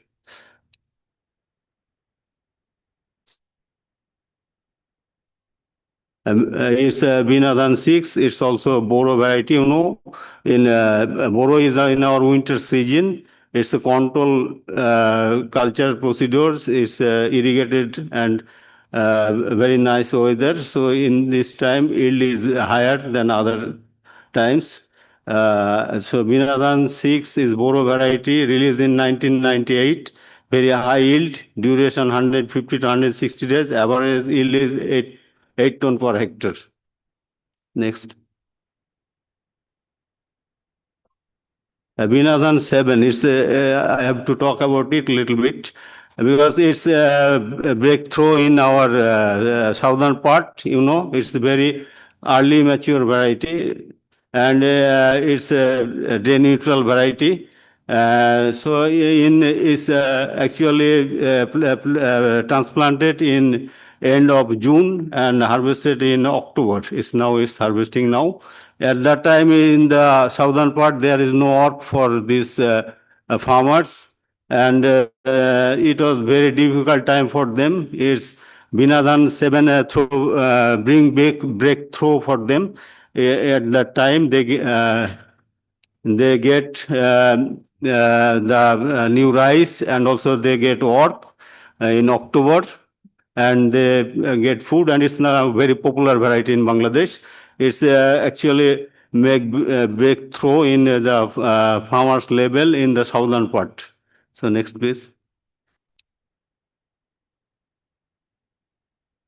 And now is the Binadan 7 and Binadan 33. You see, the Binadan 7 is better than Binadan 33. Next.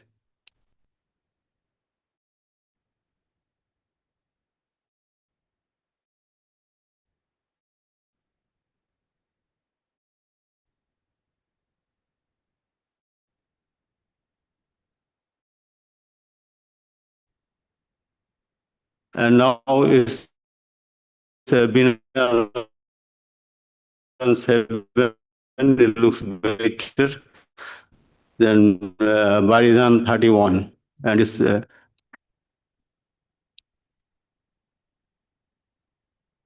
early mature variety, and just farmers like it now very much. I told you earlier. And then Binadan 8, it released on 2010, crop duration 130 to 135 days. It's Boro variety. It's grow in saline condition also. It's in saline condition, its average yield is 5 to 5.5, and in normal condition is 8 to 9 ton.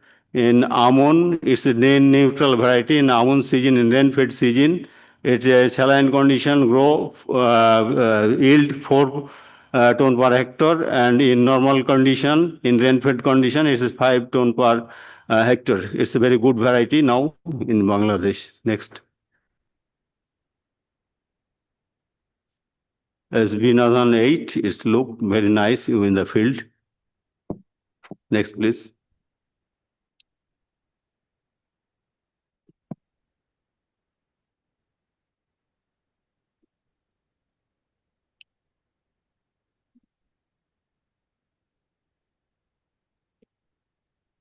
You see, it's very nice grain and also the yield.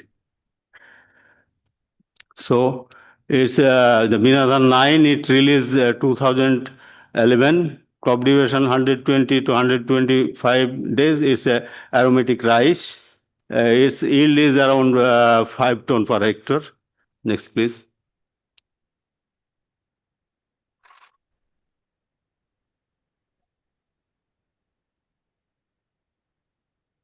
It's Binadan 14. This is the first mutant variety developed by carbon ion beam with the help of Dr. Hase in Takasaki.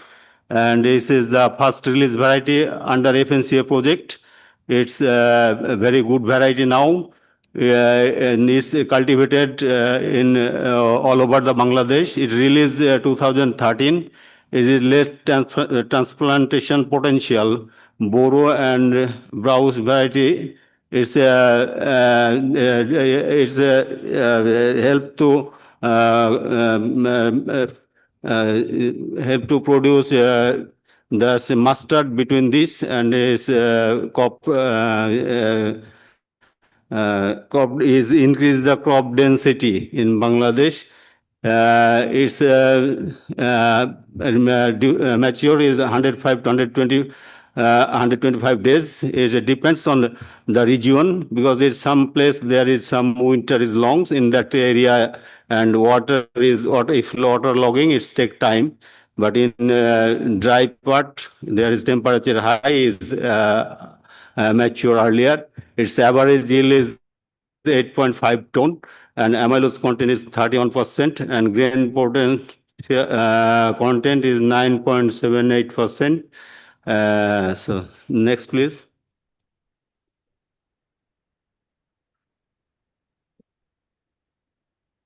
This is a good variety, Binadan 14 in Bangladesh. And Binadan 18, its release, it is also developed by carbon ion beam under the FNCA project. It's developed from Baridhan 29. It's Baridhan 29 also polar variety, but Binadan 18 is duration less than Baridhan 29, and also average yield is higher than that. It's released on 2015, and average yield is 7.25 ton per hectare. Grain is medium cylindrical and long, slightly aromatic. Next, please.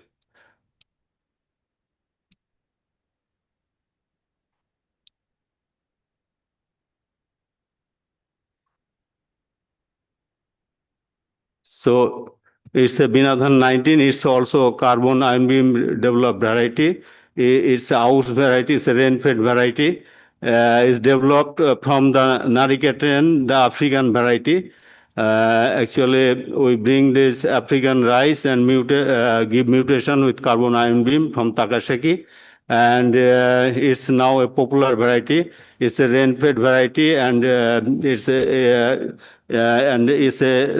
biotic and abiotic stress tolerance, and also don't need so much chemical fertilizer. And its average yield is 5.5 ton per hectare. It's now popular variety, and it's increased the crop intensity in Bangladesh. And it's also help to grow in the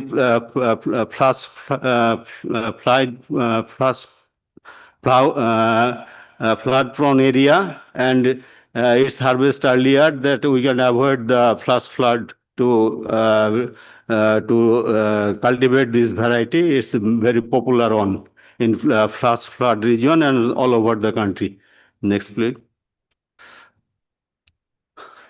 And Vinazar 25 is also developed by Carbon Ion Beam under this FNCA project. It's a very premium quality rice, and grain and average yield is 8.7 ton per hectare. It's a long grain. It's very now popular and in Bangladesh, and I told you yesterday that it's can use alternative as basmati, though it has no scent, but it is grain quality and eating quality is very nice.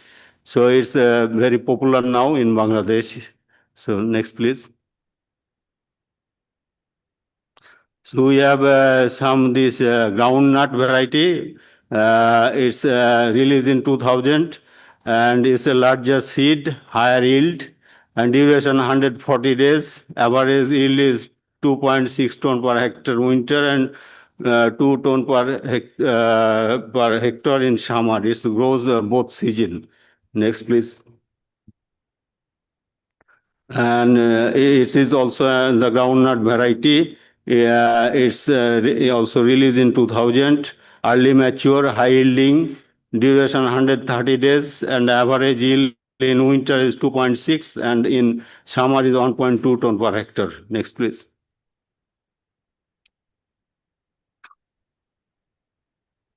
And this is also the groundnut variety. It also released 2000, and duration 130. Average yield in winter is 2.4, and in summer is 1.1 ton per hectare. It's a good quality peanuts. Next, please. This another variety is also this 4, China Badam 4. It's also is released in 2009. Larger size, seed size, higher yield, duration 125 days. In winter is 3 ton per hectare, and in summer is 1.2 ton per hectare. It's a good variety. It's now cultivated in the groundnut producing area in Bangladesh. Next, please. And I told you about this jute. Jute is the golden fiber, you know, everybody. It's a natural fiber. In jute, it's now cultivated in my country, and it's a natural fiber. It's a popular fiber. It's export from Bangladesh. There are different of jute goods produced in Bangladesh, and they're exporting this. So it's now jute is very popular crop in Bangladesh. It's released in 1998, and higher yield, average yield 2.7 ton per hectare. It's yield. This is the fiber yield, but there is some also get this stick, and this is also used for develop charcoal and also other purpose. Next one, please. This is also on variety. Is average yield is 3 point per hectare. White fiber, high yielding variety. Is potential of photosensitivity, and released in 1997. So next, please. This is another one. You know that in our country, people are eating the leaf of the jute. It's a very healthy and it's a huge fiber in the leaf. It's used as spinach and this variety is bushy and a huge leaf. So it's cultivated for the spinach. So it's also good. And also, but fiber plant is smaller, so fiber is not good. But it's a good variety for the leafy vegetable. Next, please.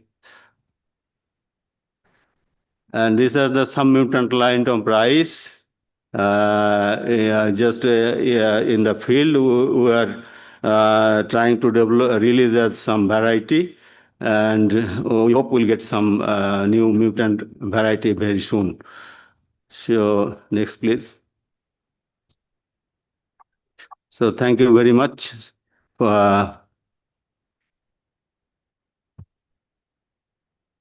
Okay, thank you, Dr. Mamun. Now we open the discussion. There are several questions in the chat box, and I will read for you. The first question addressing for all the speakers came from Nurfianto Giar Pangidung in adaptive plant breeding for the impact of climate change in the breeding approach of converting plants into more tolerant and adaptive to abiotic stress or engineering root exudate metabolism to colonize more beneficial microbes such as PGBR, mycorrhiza, etc. that more feasible. What are the advantages and disadvantages of its approach? Thank you. You can also see in the screen. It's too small. Okay. Yeah.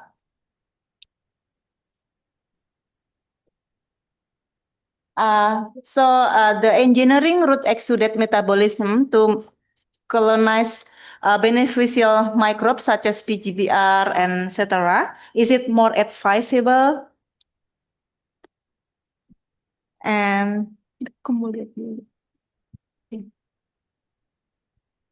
okay, you can larger. Okay, so see all speaker. So maybe who can respond this one? Maybe Dr. Hasid, do you have experience on it? Sorry. Okay, so this is Hase speaking. So from my private point of view, we need both.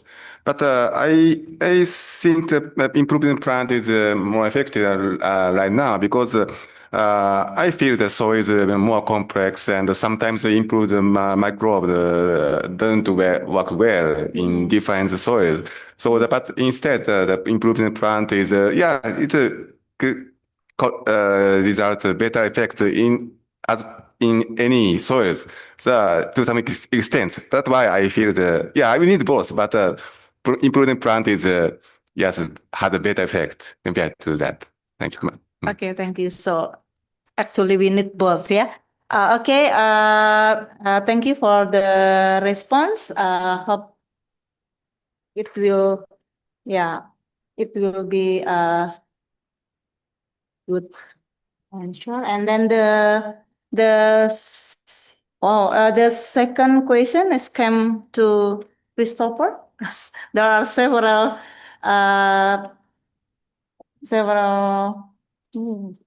So the first question is came from Nurul Hidayatun that because FR13 is a traditional run resist that typically has various drawbacks. So such as heading date or low productivity. So how do you address this? Yes.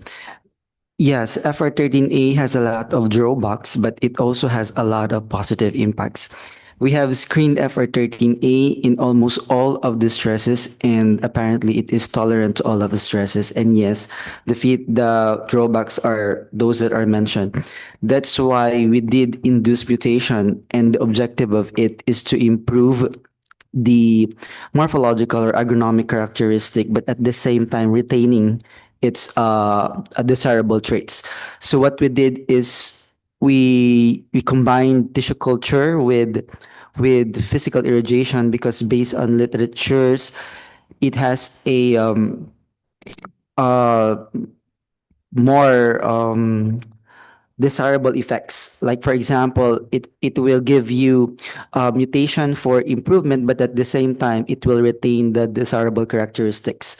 So after we did the induced mutation, we have evaluated our M2 population, and there we have identified those plants that are improved in terms of agronomic traits. And then we did the stability evaluation to ensure that those mutations are stable. And then at the time that we have decided that the mutation is stable, then we used them as donors for resistance. Then that would reduce the selection in terms of morphoagronomic traits, because the improved lines are eventually the same as those recipient lines. So we call it elite by elite. So we have reduced the drawbacks in terms of those traits, but at the same time, we also retained the tolerance to abiotic stresses. Okay. Okay. Sorry. Select to the easier phenotypic force, yeah. Okay. So the next question still for Christopher. How is the selection carried out at the M2 generation to obtain multiple tolerance, yeah, simultaneously, and which trait is prioritized first? It's a very hard question. Yes, the selection is carried out at the M2 generation. So it means that at the earliest generation, we subject them to what do you call it, to stress. So if your objective first is for drought tolerance, that is actually based on the prioritization of traits. So if your priority trait is drought, for example, then you screen the M2 population first for drought stress. And then we use the hierarchical approach, wherein once we have selected lines for drought, then those tolerant for drought will be screened for submergence. And then for those who screen for submergence, we screen for salinity. And then at the third trait, we also devised a screening procedure for combined tolerance. So say, for example, if our mutant line was identified with combined tolerance, say, for example, for salinity and submergence, so we screen them for with our screening protocol for combined submergence stress, submergence and salinity. And then at the same time, we also have the shuttle breeding. We bring those materials to on-site evaluation, wherein we have identified locations occurring combination of salinity and submergence, and then there we do selection again. So that's how we do it. Yeah, thank you. Okay, great. Thank you for technical sharing. Okay, and the last, before I share my last question, is there any question from the offline? If no, then I will question for all the speakers. In your country, is there any special requirement for varieties released nationally considered to the environment, and how you commercialize the release variety in the country after release? Maybe can start from Malaysia? Okay, from Malaysia case, for rice, because we have commercialized for rice variety, we have a few requirements that need to fulfill by our Department of Agriculture, such as we need to try for AYT, we need AYT data, and we need MLT for 2 seasons, and at least for 6 locations. And LVT for 2 seasons also, 6 locations across the country.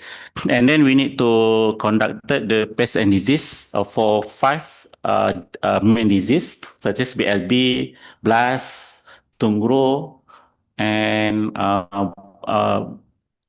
yes, brown plant hopper, and sheep blight. And then for quality also, Okay, and then after we have that data, we need to present to a committee, and then after the committee approve, and then we can release to the farmers as a certified seed. So it's a long journey for rice, about 10 to 50 years. From the breeding to the commercialize, it takes 50 years. And rice is special, but for another crop like enough, the process is like simple. We don't no need to for LVT, and we just MLT and not more location. No need to 6 location. It depends on the crop. Okay. Thank you. Okay, thank you, Faiz. And next, Dr. Manun, maybe you can share about Bangladesh. Okay, thank you. Actually, in my country, if you decide to release on variety, you have this registration authority. You have to give them seed and money. They will send it different locations, 7 locations, but they have check variety and also our variety. Then they check it 2 years, 2 seasons. And if it's perform good, yield in terms of yield, disease resistant, and also the duration, or also the quality, then they give you permission for registration. In this rice and other crops. But in case of vegetable, it's not too hard. They take it and you just grow one season. If it's perform good, they can do registration. This. Thank you. So for commercialists, you also doing with company or? No, actually in my country it's public property. All government the scientists go and just register and keep it to farmer. Nothing. Okay. It's open for all. So you always work for the country. Yep. Yes. Okay, next time, Christopher, maybe you can share Philippines. Yeah. For the requirements, we have the national cooperative test. So it sets the criteria. Like for example, we have standards for grain quality and nutritional quality, for disease resistance and grain yield. For grain yield, I think they have the ceiling of about 5% yield advantage over the previously released rice varieties, for example. And then for commercialization after release, we have this so-called participatory performance trial and validation, PPTV. So we deploy all our release varieties to all the regions of the Philippines, and then they are like showcasing them to all the farmers. And then from there, they will be identifying the national variety and the regionally recommended rice varieties. And then after that, they will go the variety field trial. This is under the seed growers condition. So in here, we are showcasing them for the growers to identify which those varieties they want to grow eventually. And then once they have identified it, we will be conducting this National Seed Workshop. And then from there, the Rice Competitive Enhancement Fund, or the RCEF program, will now be targeting the volume of seeds to be distributed to the farmers. In terms of commercialization, like in Bangladesh, the release varieties, particularly for inbreds, are all government properties. So it means they are really freely given to the farmers. And then only the hybrid rices are the ones produced by the private companies. So the inbred remains under the government distribution and subsidized by the government. Yeah, I think that's it. Thank you, Chris. Dr. Hase, do you like to share how we release? No? Okay, okay. Okay, thank you for all. Thank you for the great discussion in this fourth session, and for deliver our gratitude to all the all the speakers. We will present the certificate to all the speakers. Please, Dr. Febri, to. Yes, as it's already mentioned by Dr. Idras, as a token of appreciation for all the distinguished speakers in the first session, the Research Center for Food Crops will present them with the certificate of appreciation. First is to Dr. Yoshihiro Hase. Thank you so much. The next is for Mr. Christopher Kabusora. Thank you so much. The next is to Mr. Faiz bin Ahmad. Thank you so much. And next, for Dr. Ayanka Mamun. Dr. Mamun, thank you so much. Thank you for all the insightful presentations and discussions. Next, before moving on to the next sharing sessions, I invite all the online participants to turn on your camera for the group photo session. And for all the participants in the BNC room, please come to the front of the screen room for photo sessions. Mr. Ayub and Mr. Nandang will assist with the photo capture. Please, we only have 5 minutes. Thank you.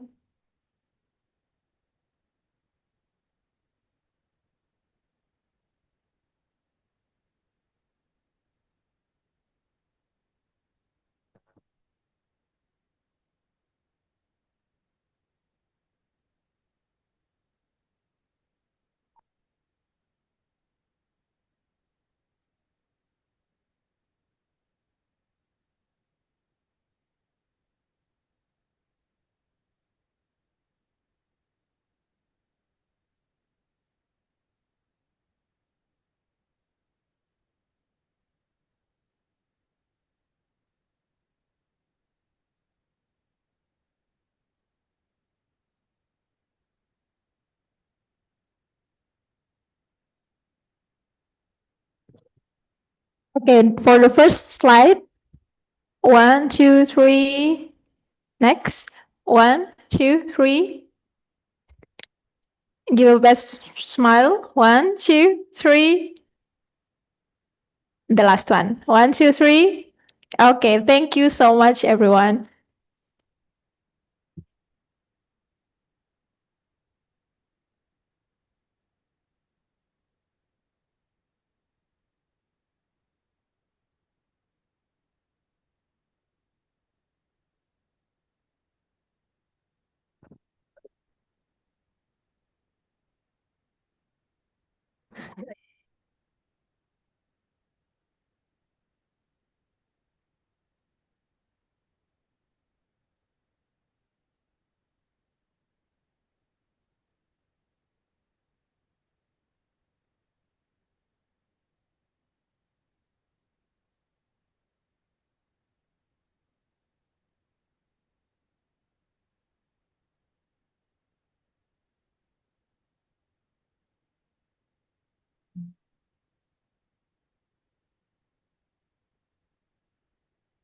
Okay, thank you. And we will go for the second session.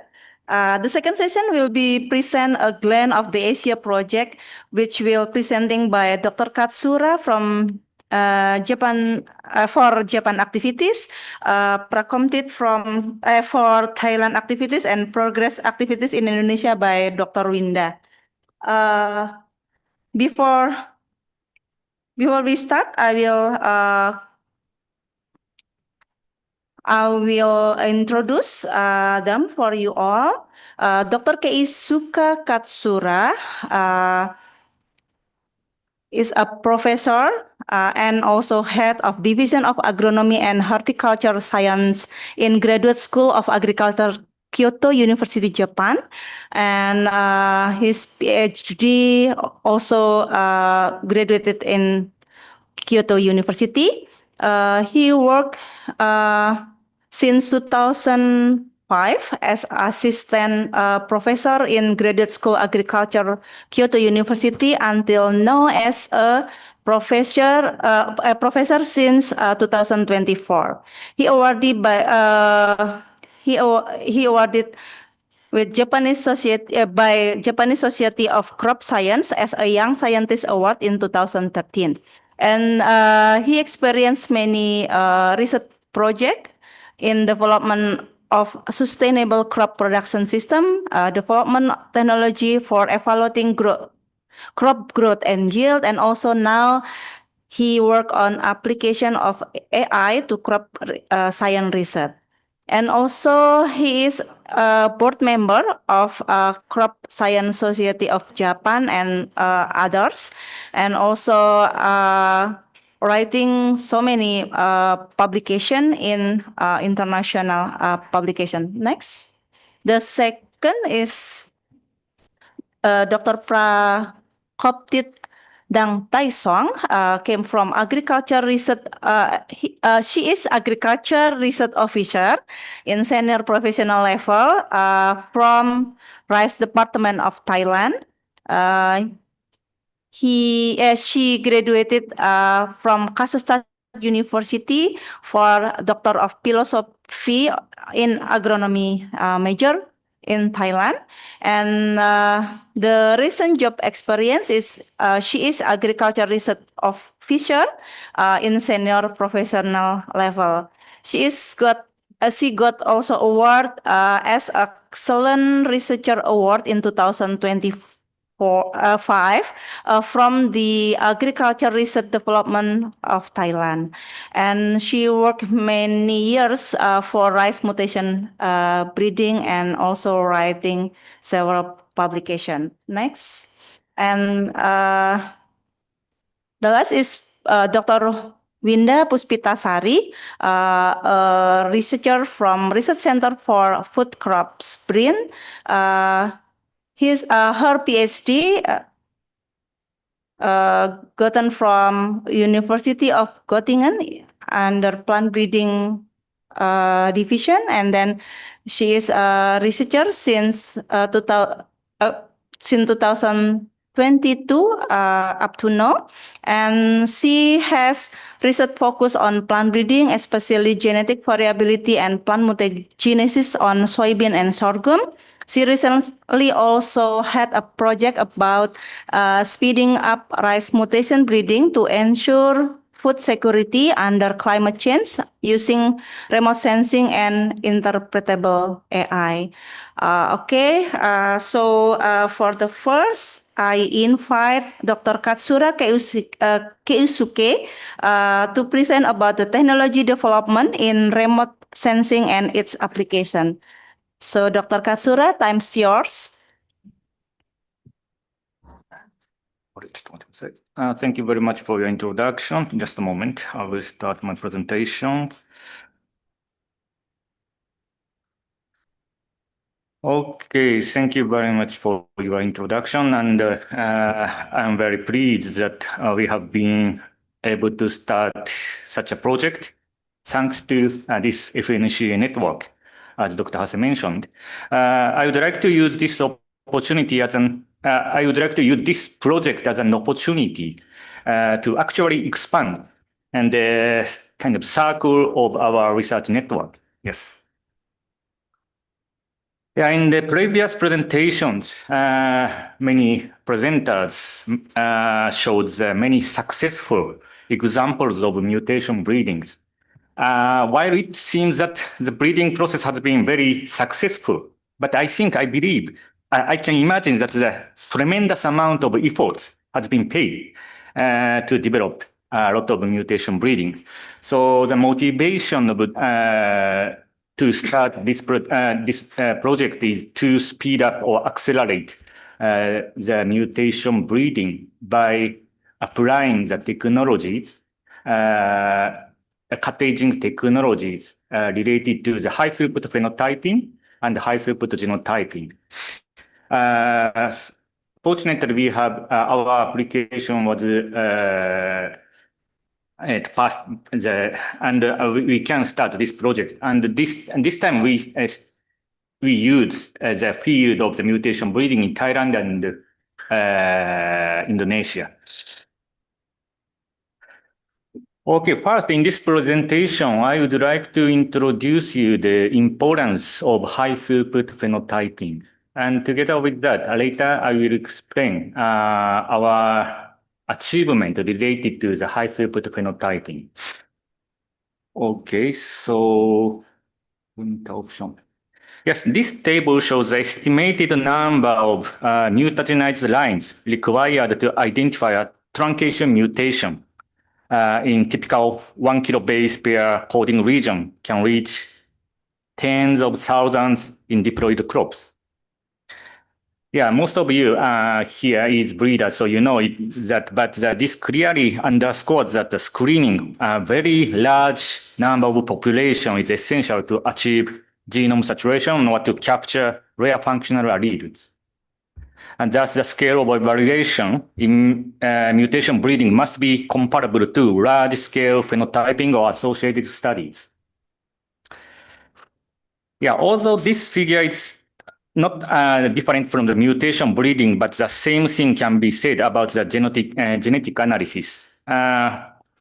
When the sample size is increased from 200 to 800, the statistical power to detect causal SNPs rises dramatically, while the false discovery rate falls. So this clearly illustrates that in a genome-wide association study, GWAS study, evaluating a large number of genotypes is critical. So in short, only by scaling up the number of accession can one reliably uncover the many small effect loci underlying complex traits such as yield. And I want to show you another example related to the mutation breeding conducted by Dr. Kato, who was a member of this FNCA. He had succeeded in selecting higher yield mutants from gamma ray irradiated high yielding Japanese rice cultivar. They have succeeded in breeding these mutant lines. These yields were a few % superior to the parental lines. Yeah, you know, rice has undergone significant genetic improvement. So I think it is not easy to improve its yield with 10% or 20%. But I don't think only a few % increment yield is cannot be negligible. You know, the rice is consumed by tens of billions of people. So only a few % increase in yield is really significant. So, but you know, if you have ever conducted a field trial, you can easily understand it is really difficult to find a significant difference with such a small differences. So in this study, they conducted field experiments with around 10 replications. Yes. You know, if we increase the number of replication, we can reduce the noise or error, experimental error, so that we may be able to find a significant differences, even the differences are very small. But you know, to preparing such a large amount of replications, labor consuming. So this also clearly shows the importance of high throughput phenotyping. And I think it is fair to say that this mutant line discovered through a kind of tenacity of Dr. Kato. And I want to also show you the importance of phenotyping from the perspective of agronomy. Yes, this is a typical rice paddy field in Japan, and you can see that the growth is very homogeneous, uniform. But when we conduct a yield survey to reveal the spatial variation in one field with 50 meter and 100 meter, you can see there are clear and large significant spatial variation in yield. For example, ranging from around 5 tons to 8 tons per hectare. So if we try to know the actual yield in this field by spot harvesting, if we collect sample, for example, from this blue area, we may underestimate the real true yield. Or if we take sample from this orange part, we may overestimate it. So we have to collect a lot of samples to identify the productivity of one field. And this is a typical rain-fed lowland field in developing countries. And this is a case example of Tanzania, but you can see that the spatial variation is quite large. So in such a case, it is really difficult to know the actual productivity in this field. Yeah, today, with time so short, and I have to speed up my presentation as well. So anyway, we have to take a lot of number of samples to identify the productivity of the field. In this project, we are focusing on is that the image analysis. This figure shows the trends in the penetration of major consumer durables in Japan. In 1960s or 70s, washing machines, refrigerators, or TVs had been rapidly disseminated to Japanese families. And in 1970s or 80s, air conditioners or cars are getting popular. And what is a remarkable thing in 21st century is that, it is needless to say, digital devices. For example, now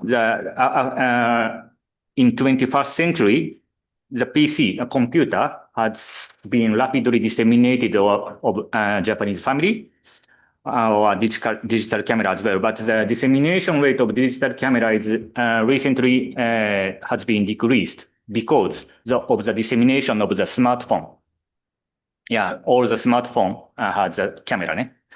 So this is an example of the case in Japan, but this can be said to everywhere in the world, even in African countries. A lot of people now have their own smartphone, which means we can get image data easily wherever we like. So we can. I could not imagine such a situation in 20 years ago, for example. So there is no way not to utilize this technology through the agricultural studies. And what we are focusing on is the image analysis, and I would like to show you several examples what we can do using the image analysis. For example, this is photos of rice canopy for the drought screening. And you can see which one is susceptible and which one is tolerant. You can easily identify which one is which. Yes, the left figure, you think they are very tolerant, but the right one is very susceptible because leaves are drying and rolling. By conducting a very, very simple image analysis, we can extract a plant part. We can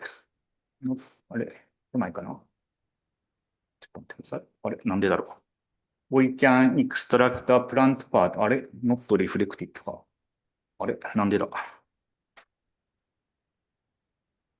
Not reflected.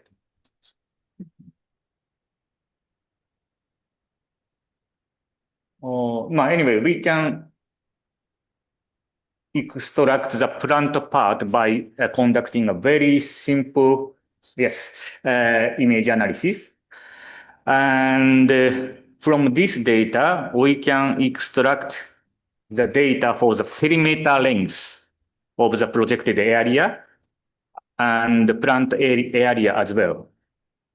So by dividing this value, perimeter value, very slowly. Sorry about that. By extracting the perimeter value by dividing the perimeter value by the planted area, we can get the value of perimeter area ratio. By using this value, we can evaluate the drought susceptibility, which means if the plants are exposed to drought, leaves start rolling, which means this PAR value becomes larger. So we can extract such a kind of value very easily, and we can extract a lot of parameters related to plant growth from image data. And another important thing related to plant image analysis is development of the technology of deep learning. And deep learning is particularly good at capturing image features. This figure shows the accuracy of image classification problems. We showed several pictures to the computer and asked them to identify which is dog, or what is this, dog or cat or orange or apples. And this is a change of the accuracy. If the value becomes lower, it means more accurate. Because of the development of computer technologies, the accuracy has been improved year by year. But what is the remarkable thing is that after the development of what we call the deep learning technologies, the accuracy has been dramatically improved.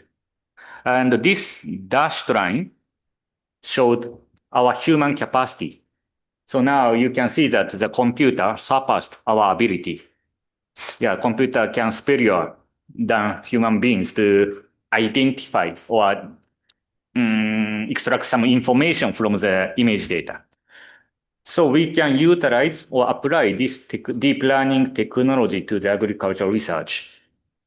Let me briefly explain you what is a deep learning or how deep learning works. What we have to do is very simple, just accumulating a lot of image data together with the answer data or our target value data. In this case, okay, let's say the biomass. If we want to estimate the biomass from the image data, what we have to do is just accumulating a lot of image data together with the biomass answer data. Once the data set is prepared, the rest is easy. Just asking computer to find some relationship between the image data and the answer data, this time biomass. By inputting data and ask the computer to return some answers.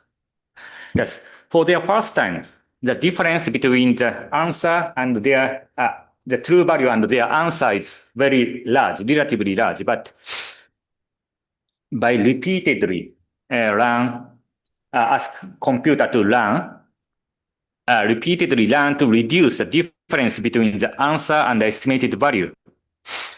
They can find some relationship between the image data and the answer data. So even if we show the images which the computer has never seen, they can read the reasonable answer. So very simple. And by utilizing this technology, we tried to develop an yield estimation technology from the image data. And we have accumulated a lot of image data and yield data with more than around 5,000. And as I mentioned, once the data set is completed, the rest is easy. Just input all the data to the computer. And this is the result. Yeah, you can see the accuracy is pretty good. And we could successfully develop an application which we introduced in the previous FNCA workshop. Yeah, the yield survey is very simple. Everyone can do it without any special device. But you know, it is very, very labor consuming. Harvest the plants and dry them and do the threshing and measure the weight and sometimes need to count the number of the grain. It is super labor consuming. But we can skip this process by getting and capturing the images. We can get the answer. So I think this tool is very, very high throughput. But one of the problems, as I mentioned, in recent years, a lot of AI technologies, such as machine learning, has begun to be applied to agricultural researches. But the problem is its low interpretability. In other words, machine learning or deep learning is good at finding relationship between the given data. So we can get the answer from the image data, but we don't know why the computer read this conclusion. Sometimes this can be problematic when we apply the technology to the practical breeding, for example. But in recent years, many highly interpretable or explainable AI models have been developed to solve this problem. Yeah, although this one is not directly related to image analysis, but I would like to introduce some example of applying what we call explainable AI to agricultural research. Let me introduce you this case example recently published in the international journal. We tried to identify the yield limiting factors from the historical or statistical data. We got the data from International Rice Research Institute. It has been conducted long-term continuous cropping experiments starting from 1968. In each year, they can grow rice 3 times a year, and they grow 6 different genotypes with regularly update, and 4 different nitrogen treatments. This is the changes of the average yield throughout the experiment. But you see, we can accumulate a lot of data. It's very simple data. Although this data is from simple field experiments, but with a sufficient accumulation of data, various insights can be gained by using AI. For example, this is a result, but we can know what is the yield limiting factor, for example, in the late wet season. In this case, the fertilizer is very important thing, and continuous use of the same variety with a decrease in the yield, or the disease is sometimes problematic in the late wet season. So I would like to show you this example because many of you are from the research institute and you have accumulated such a data. And actually it is very easy to say, but it is really difficult to identify the real yield limiting factors because a lot of factors are affecting and interacting each other and affects the yield. So it is really difficult. What is the most important factor? So if the enough data is accumulated, we can identify the important yield determinant factors by using AI. And I applied these technologies for the image analysis.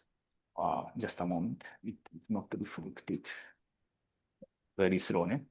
Yeah, when, as shown in the previous example, when we tried to estimate the yield from the image data in the traditional manner, just a moment. Okay, we have to speed up my presentation. Just a moment.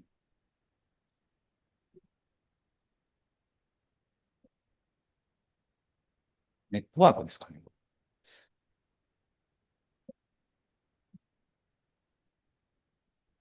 Yeah, anyway, if in your institute, if you have accumulated a lot of such a kind of simple field trial, please share the data. We can identify the problem. Sorry. Okay.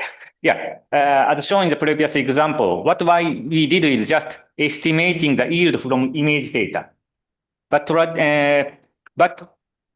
if the human being try to identify or estimate or evaluate the yield, we may think various things. For example, what is the plant number, or what is the plant height, or what is the leaf color, or something like that. So we tried to improve or modify the structure of model to replicate the human thoughts. So now I tried to develop an AI that replicates human thoughts process. So this is very, very interpretable. So from the image data, we can estimate why this yield is very high or low by using these kind of technologies. And finally, I want to show you another example. Recent UAV aerial imagery allows for the collection of highly accurate positional or geographical information through proper data acquisition. By using this technology, this enables precise monitoring of the growth of individual plants, even in the rice, which means that high throughput phenotyping of younger generation in mutation breeding is possible. You know, in the younger generation, like M1 or M2 population, we have to evaluate or do the phenotyping for the individual plants. But this can be also possible by using the proper analytical procedures. Yeah, anyway, by applying a lot of cut-aging phenotyping technology together with cut-aging genotyping technology, you'd like to speed up the mutation breeding in this project. And finally, I would like to show you some of the examples. We have already started our field trial in Thailand.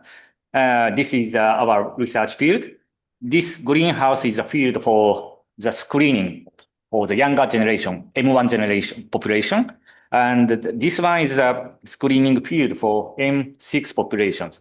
And I have sent several Japanese students. You know, the human resource development is also the important aspect of this project. So I sent a lot of younger researchers to this field and asked them to collect data with the local researchers in Thailand and try to transfer our technologies. And probably in the detail of our activity will be explained in the following presentations by doctors Winda-san, Pusu-Pitasari-san, and Dr. Dan Tyson-san. Yeah, that's all my presentation. Thank you very much.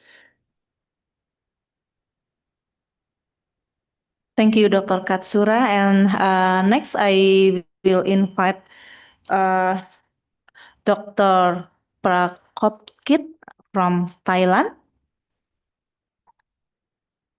Yes, please, you can start. Yes, I will show my slide.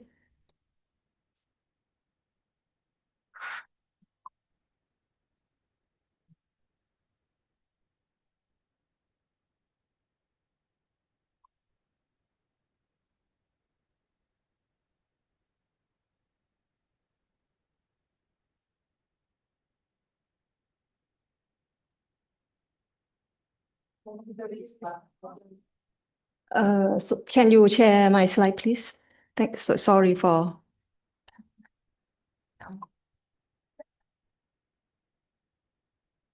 Oh.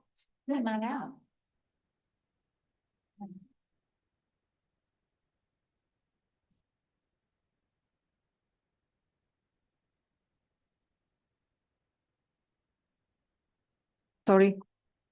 Now it's coming.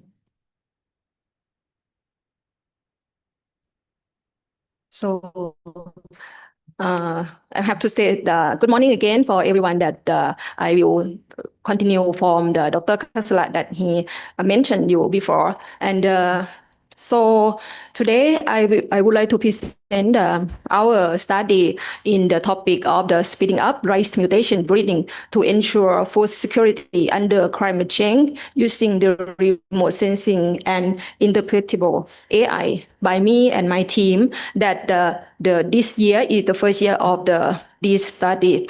So follow me in the detail. First of all, I would like to introduce you about the general description of the cooperative research project. For this project, this aim to accelerate mutation breeding for sustainable crop production under climate change by development of innovative phenotyping technology. So this project consists of the 3 countries that we work together, including Japan team, Thailand team, and Indonesia team. So for the first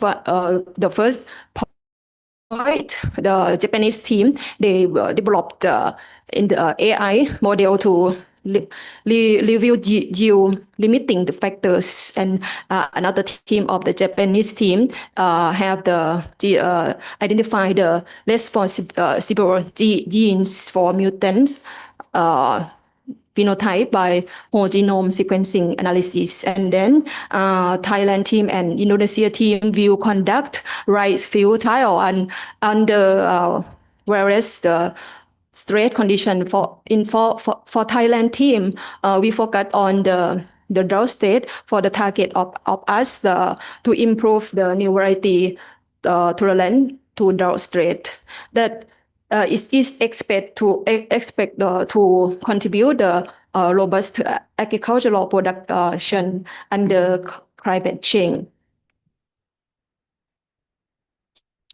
So we know is the moment climate change is the crisis and persistent for many countries in the world, and unfavorable environmental state is effect for many crop, and for the many way to solve this problem, and one of the we have to solve for improve the plant type for tolerant for in the stress to the new variety of the plant.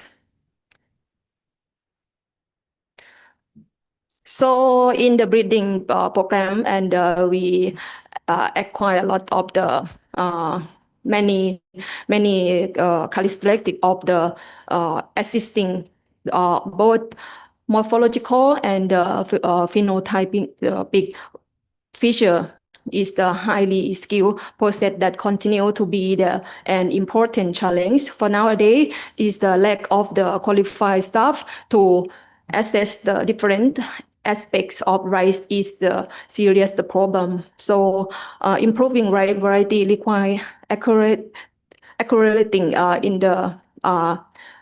incorporating suitable technology, both morphological and genetic also. So in this project that we in Thailand team, we have the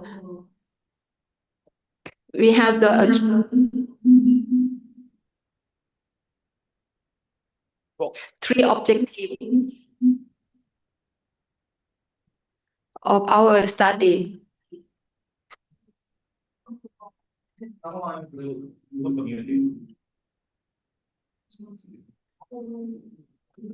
Sorry for interruption. Is there any microphone or speaker on in this room? Okay. So sorry.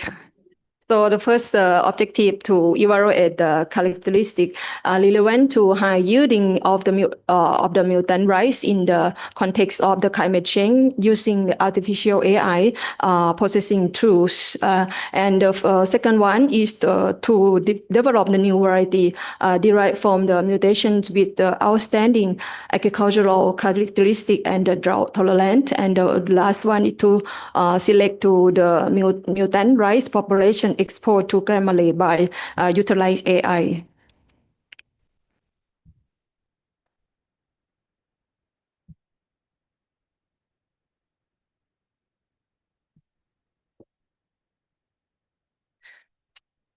Again, internet is okay.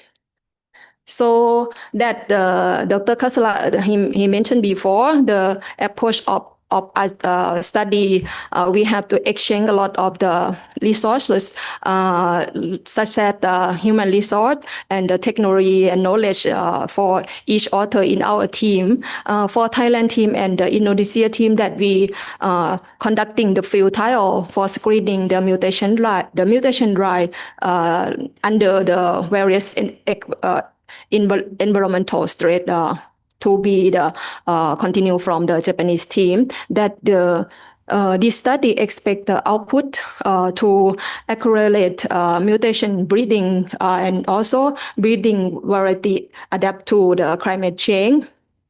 At least we have to we aim to registration per one variety per each country, and efficient the dissemination of the technology using the existing network and application of the technology to each crop also. For Thailand, in the detail, the target of the environmental threat, we concerned about the drought threat. This project, we have 3 years for conduct the study. In Thailand, we have the 2 parts of the study. For the first part, we generate the M1 mutant rice by Grammarly at the dose 300 grade from the Thailand Institute in Nuclear Technology. We start from the dry season this year, and we selected the 4 Thai rice variety that including D99 and Pathum Thani 1 and KOG1. This variety is the good performance and aromatic soft texture and high yielding, and also RD107 aromatic white rice and high yielding. The performance of the each variety I show you in the slide.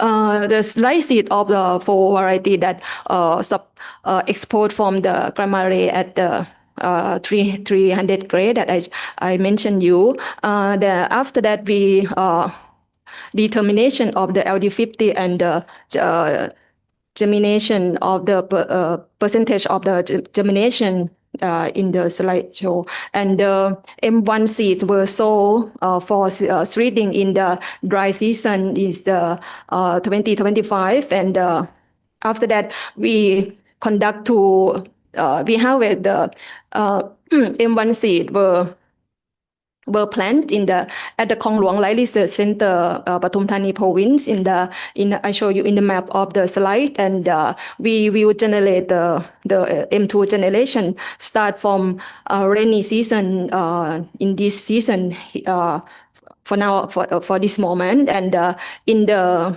picture show you in the M1 population and in the field, and we very difficult to protect to conduct the drought state in the rainy season. So we built some rain out shelter for screening the M1 generation, and this rain out shelter we can move when we have to operation the drone. And after that we move to turn back in the position after we finish the operation. M2 progeny of the M2 we carry out by the utilize the drone and image analysis, and we have to conduct in the next season. So this corporate for our team, the Japanese team, they training Thai researcher for the utilize the drone for evaluation the mutant rise under the drought condition. So that we really appreciate for their support a lot of for us.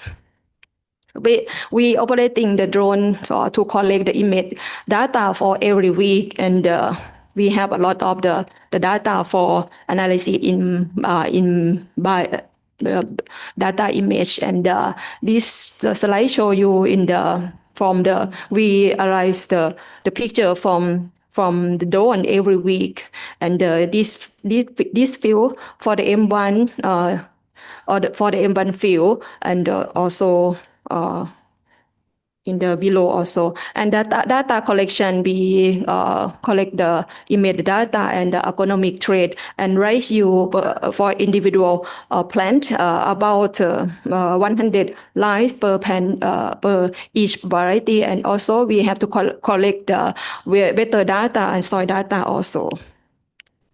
For the part 2, we use the 35 mutant lines of the M6 generation that we derived from the previous experiment, and we including the 3 variety check, including the RD99 and 22 is the drought state tolerant, and Pathum Thani 1 that we conduct in the drought condition, and comparing control for replication at Khong Luang Light Research Center for the first season. And we conduct the drought state from the booting state to heading state of the Raiko state. And also the next season we have to repeat the testing of the M6 under the drought condition, and we will evaluate at the KOG or of the Khong Luang Light Research Center, and also in the northeast of Thailand is Surin Light Research Center in the dry season of this year. And this one is show the M6 generation field for the control condition and drought condition. Is fortunately this year is very much amount of the rainfall in Thailand, so control condition is quite deep of the water level, so some seedling is not so good for the going, not so good. But next season we will easy more than this season to conduct the drought state, and we have to collect the data like image data and analysis from smartphone and drought scale scoring by human, and determining the growth data such as the spread and LAI and also biomass. And also we concerned about the biochemical of the rice pan under straight condition. We have to determine, have to measure the proline content in rice pan under the straight condition, and also we collect the yield and the yield component and chemical and physical property of the rice seed. And after that, we will select the 20 mutant line that show high performance will be select to go in the next season. This slide show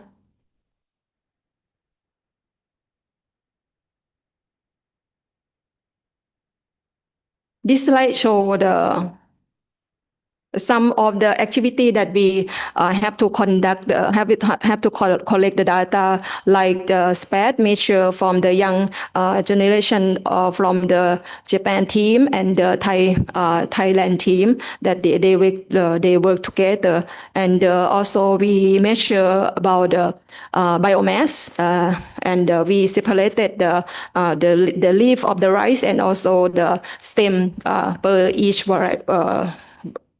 line. And also we evaluating the LAI from each line also. And we have to scoring the leaf loading score from which variety is which line is the high performance for the drought tolerant and leaf dying score. And also we have to score for the drought recovering score also. And also we measuring the proline content in the of the rice leaf, that if the high proline content that we had assumed for the that line is maybe tolerant in the drought state. The precise screening that use the drone and emit the data that we have to input in the model, AI model by the Japanese team, and they can verify what the factor that contribute to the high drought state and drought tolerant, and what of the each genotype is the best that we can select by the AI after we input all the data. And the second year, and the first part, we contain the M3 and M4 for the continue from the first year, and the second part we select the top of the 20 line that we select in the first year, and we will evaluate in the interstation yield trial for 3 locations, including the Khong Luang Light Research Center in the Central Plain, and Surin Light Research Center in the northeast of Thailand, and Ratchaburi Light Research Center is the west of the Thailand, to evaluate the carry out of the drought tolerant by using drone image data analysis and also scoring by the human. The result from 3 methods that we will combine and analyze it, and we will select the good performance of the line that show good yielding and tolerant to drought state. It will be selected in the next year also. And the last year, the first part we will continue and selecting for the M5 and M6, and the second part we will select the top 10 or top 12 line to promote in the farm time for selected the line that can be the tolerant in the drought state, that we can the result from the year that we combine and analyze it in the farm time to repeat for the 2 seasons before nominating for the varietal released in the big approach of us. Thank you very much for the intention in my slide. Thank you very much. Thank you, Dr. Prakomtit. And now we invite Dr. Winda Puspitasari, who will present about the application of remote sensing technology to enhance the efficiency of plant mutation breeding in Indonesia. Dr. Winda, please, you can start.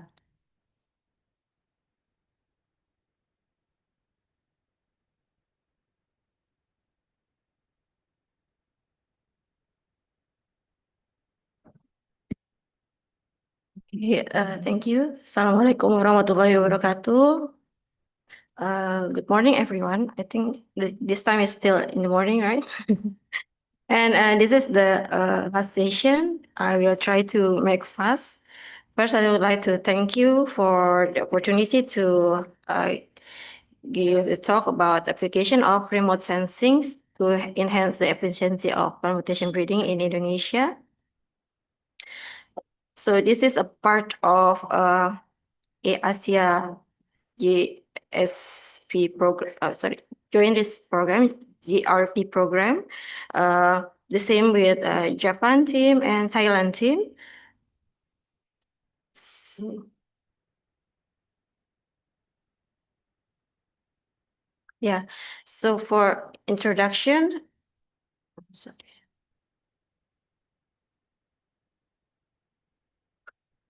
Yeah. Okay, so for introduction, we know that the world population is expected to reach about 9.8 billion in 2050 by FAO data. So the target to increase the agricultural production is by 70%. And rice or oryza sativa is an important food crop in Indonesia and other part of the world, as it is consumed by approximately 98% of the population in Indonesia. So the rice yield prediction is, of course, of great significance for ensuring world food security and breeding new varieties with high yield and good performance. And then we conducted mutation breeding, of course, in this case, as one effective approach to generate new varieties. And this is, of course, allowing to select some desirable traits.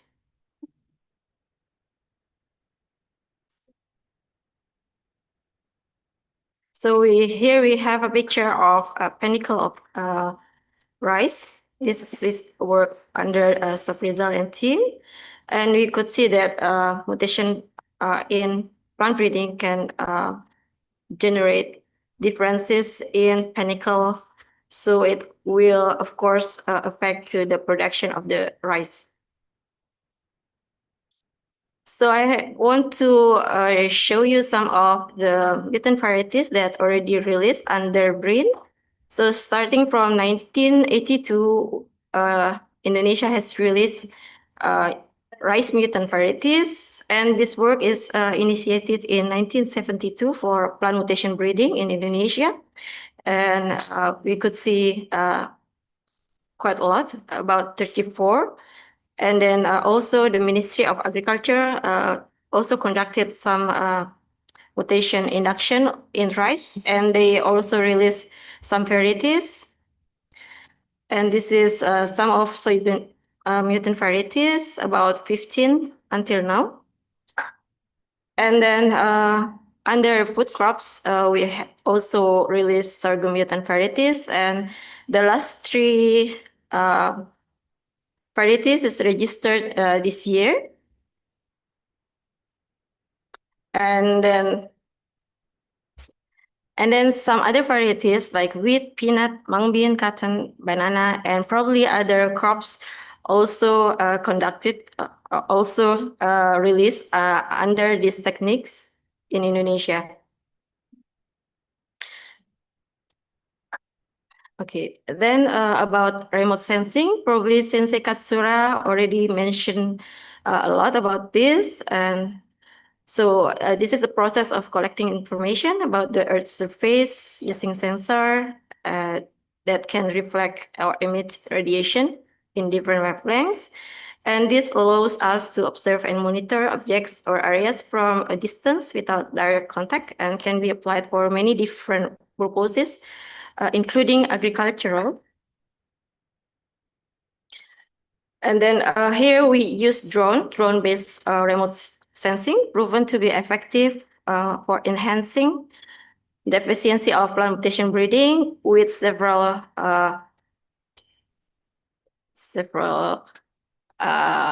reasons. Like the first one is drone has very high spatial resolution, and we can try to adjust the altitude. And then the second is about high temporal resolution. And yeah, we can fly a drone anytime as long as the weather is calm and collect the valuable data. And then this is also suitable for location with high to very high cloud cover. Like in Indonesia, we have about 70% cloud cover yearly. So the implementation of machine learning on the remote sensing data can help breeder to evaluate the performance of the mutated plant in the real environment and select the best genotype. So this is general method that we carried out. So we have the image, RGB image, and then also multispectral. And then we also collect some ground data.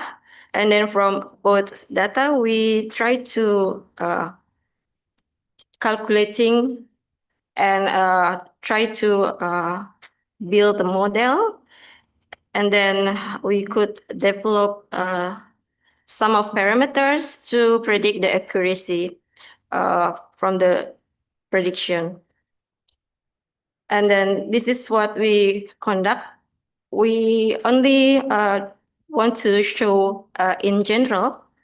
So we using different canopy style of rice genotypes. Here we have 4 different rice canopy types. And then we use design experiments of randomized complete block design. And then we applied irrigation treatments for normal and AWD. Yeah, because for dry season, this year is very wet. And then we collect some observation on agronomic characters and also yield components, as well as physiology characters, and also soil conditions for our experiment. So this is some picture of our work. So we have main plot for database. We have 4 different genotypes, and then we have 3 replications. And then we also take some image for mutant lines that we want to apply after building the model to see if we could select the mutant lines. And then this I want to show you one of what we calculate. We calculate the NDVI, or normalized difference vegetation index. This is under dynamic of rice due to irrigation treatments. So from this picture, we could compare from normal and normal irrigation and AWD. And we could see here that NDVI increased during canopy development and decreased during grain filling and ripening. And under AWD, NDVI varied more among varieties, indicating the impact of periodic water stress on photosynthesis. And normal irrigation supported more uniform growth and slightly higher NDVI values.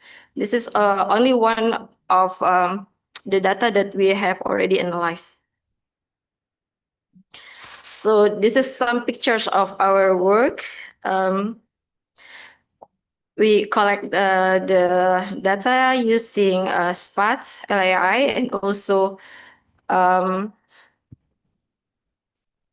what is the name? And also, sorry, I forget. Liquor, yeah.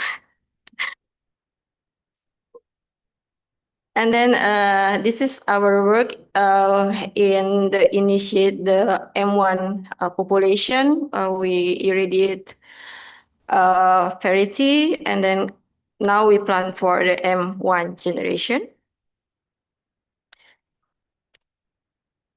Then beside rice, we also start with the trial on sorghum. So we use different sorghum genotypes with the design experiments of randomized complete block design. And we observe some agronomic characters, yield components, and also soil conditions. This is what we had so far. So we have the image from the sorghum experimental field and the NDVI image. And this is the Asia project team of Indonesia. We have a very sportive person inside with a different background, and thank you very much for the effort until now. And then I want to thank you also for your attention. Assalamualaikum warahmatullahi wabarakatuh.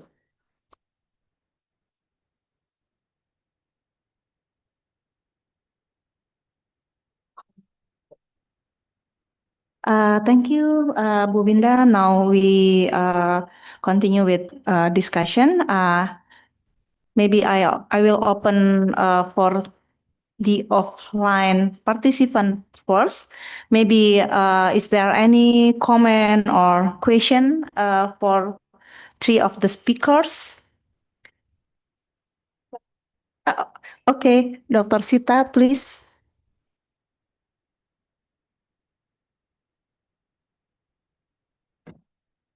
Thank you, Bu Indres. My name is Sita. I'm doing PhD research, focusing on yield prediction using deep learning in abiotic stress. Question for Professor Katsurasan. I'm interested with your last slide about the taking the picture in the field. Is for you capture the for single plant. How many sample do you use for yield prediction for single plant?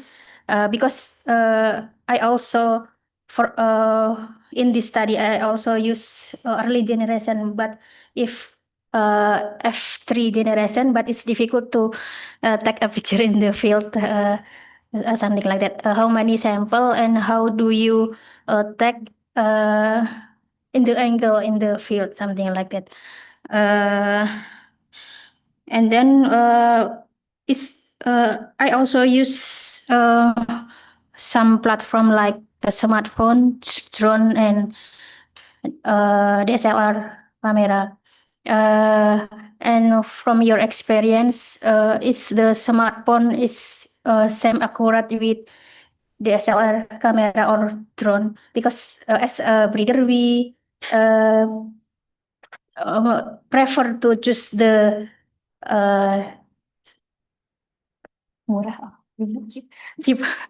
cheaper platform, something like that, cheaper for selection. We actually we use drone is expensive, so if the smartphone is same accurate with the drone or DSLR camera, is good for breeder, something. And then question from Dr. From Thailand. I'm sorry. Yeah. You use drone for drought phenotyping, especially I read you scoring symptom, leaf symptom.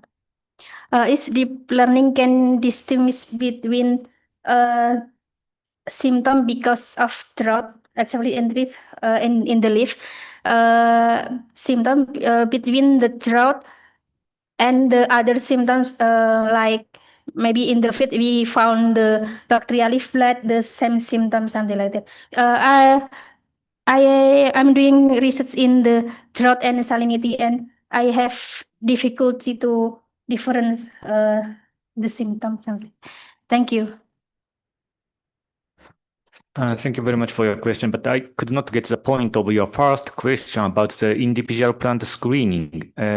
Is your question that can we apply this technology using a smartphone? Yes, individual for individual Using smartphone, you mean?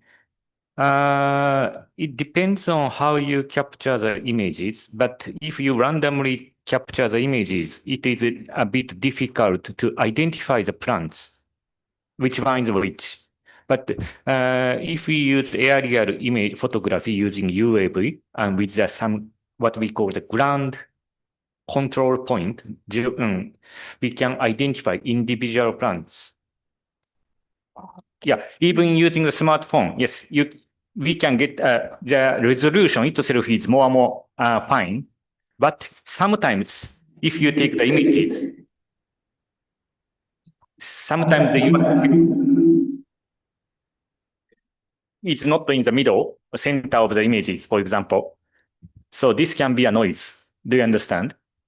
So it depends on the purpose. If you use a pot experiment, for example, you can easily identify the plants so that you can evaluate the individual plant growth. But in the field condition, in rice, in the paddy field, sometimes if randomly you take the photograph, sometimes it is a bit difficult to which one you want to measure that target crop. So if you put some points nearby the plant, for example, that is one of the idea. It could be possible. But anyway, using UAV with some what we call the ground control point, it is I think the easiest way. And the second question is that can we apply the simple smartphone instead of multispectral or other expensive camera? Which one cheaper? Yeah. Yeah. Yeah, of course, if we use, for example, multispectral camera or, for example, thermal camera, for example, yeah, it is, we can get more information than the RGB camera, but it depends on the purpose. And even the normal RGB image data, we can get extract a lot of information. But it depends on the quality or cost, for example, but even the normal RGB camera, we can get a lot of information. And I think so. And sometimes in the developing countries, it is very difficult to implement such a technology with expensive camera. It is not realistic sometimes. In such a case, I would like to develop a technology using normal smartphone or RGB camera. Yeah, both are possible, but it depends on the accuracy or yes. Sorry, I think I cannot get the point, but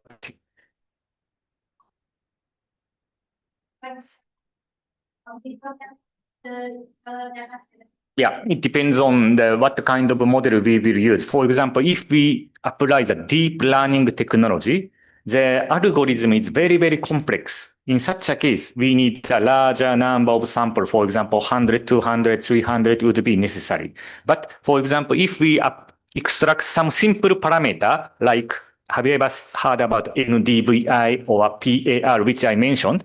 And if there is very, very strong and clear relationship between some parameters and the target objective parameters, we don't need to collect a lot of samples. Only 10 or 20 might be okay. It depends on the data set and which algorithm we are going to use. It depends on, sorry.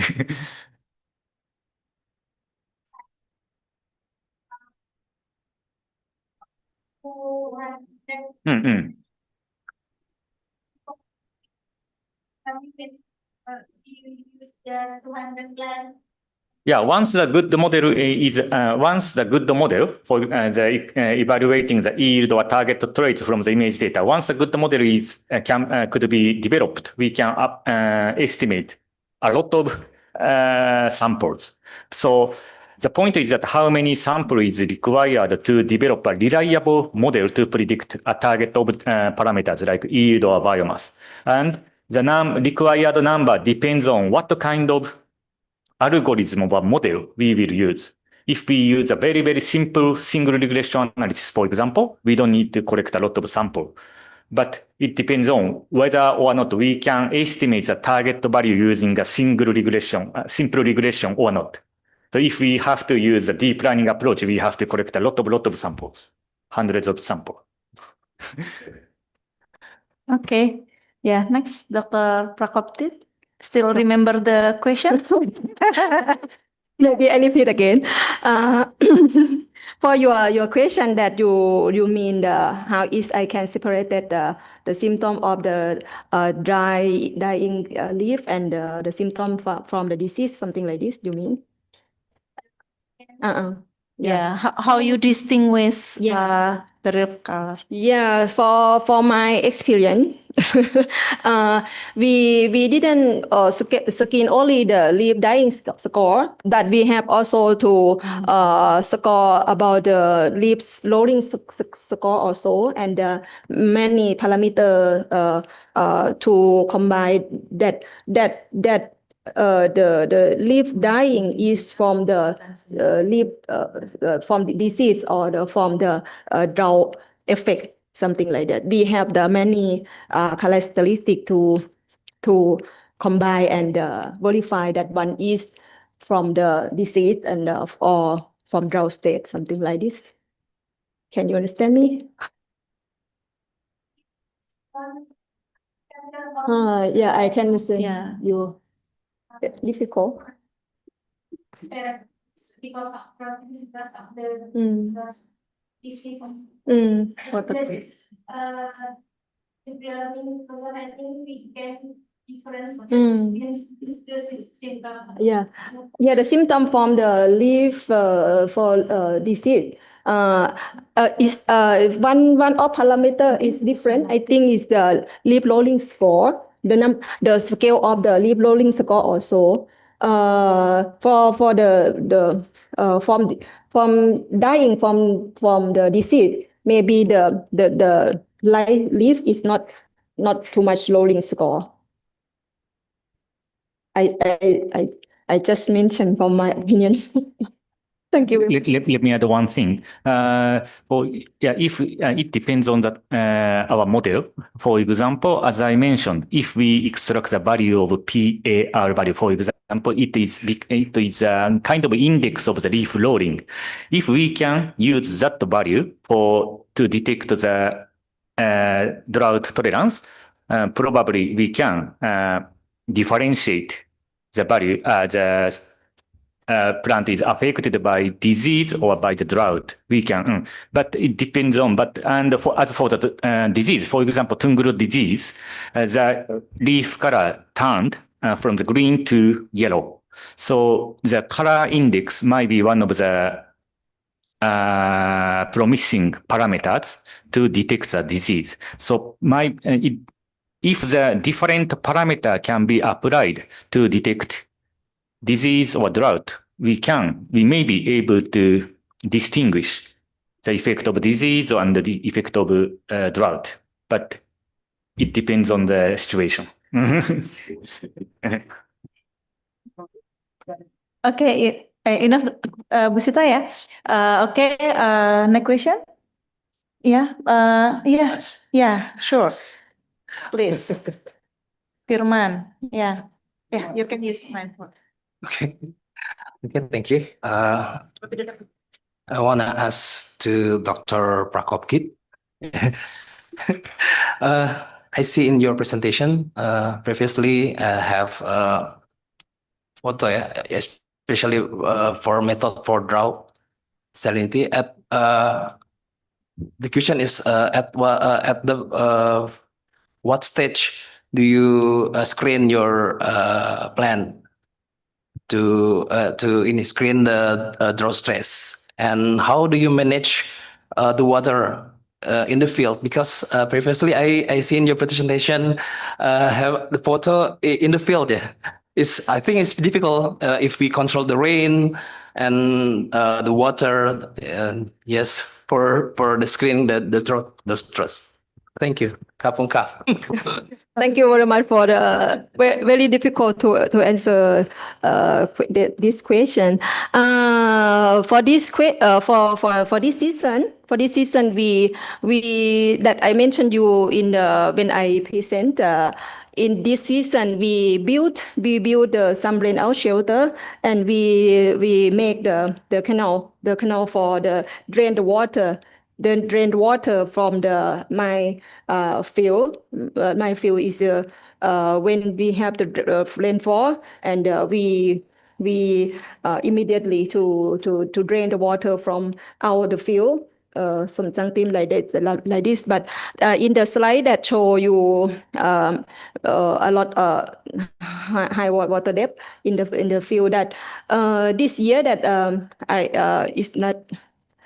Normally, Thailand is not too much rainfall like this year, but this year is a lot of the typhoon or something like this. Many rainfall a month, something like this. But normally we not too much the rainfall like this. But now we finish the rainfall.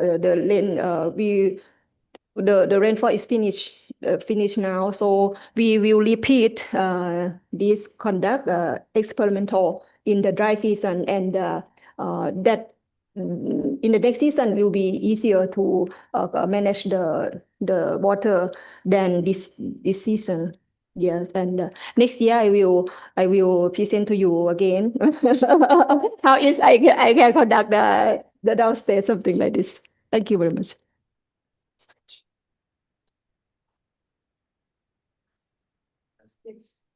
What's the things focusing drought? Yeah, only drought. Yeah.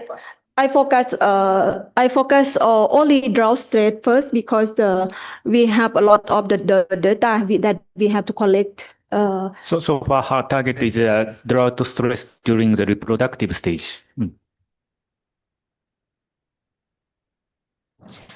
Okay, thank you. Okay, Chris, please. My question is for Dr. Katsura. This is related on the previous question about the imagery data, about the color score. May I ask if this color score equates to a specific temperature? Because if it does, then we can really identify whether the response is due to drought or to any other factors. Thank you. Yeah, actually, that is a good point. Color indices can sometimes it's very difficult to apply the color indices because the image capturing environmental conditions affects color. So even with the same plant, sometimes if weather conditions or radiation condition affects the object color. But it depends on what is the target. For example, Tungro disease. In Tungro disease, where leaf color completely turned out to be yellow. In such a case, I think we can apply such a kind of technology. But anyway, we have to be very careful, and it depends on the conditions. Sometimes, the color indices can be applied, but it's not always the case. Okay, thank you, Dr. Katsura. Continue the question of Chris. How about the sorry, Dr. Katsura. How if we also consider with the canopy? If in your picture the canopy also much affected by drought, right? It can be just using like the canopy, the surface canopy, rather than rolling, maybe. How's your opinion? For capture the symptom of drought using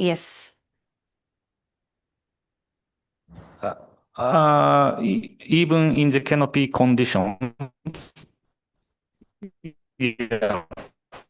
for example, if the plants are exposed to the plant, leaves start rolling. which means, so canopy condition, for example, we can estimate the value of plant coverage for, during the drying process, the canopy flooring. So by using these values, we may be able to score the drought tolerance. So even in the canopy conditions, it can be applied. But of course, it depends on the drought intensity. If the canopy is not affected by the drought, yeah, it's a bit difficult.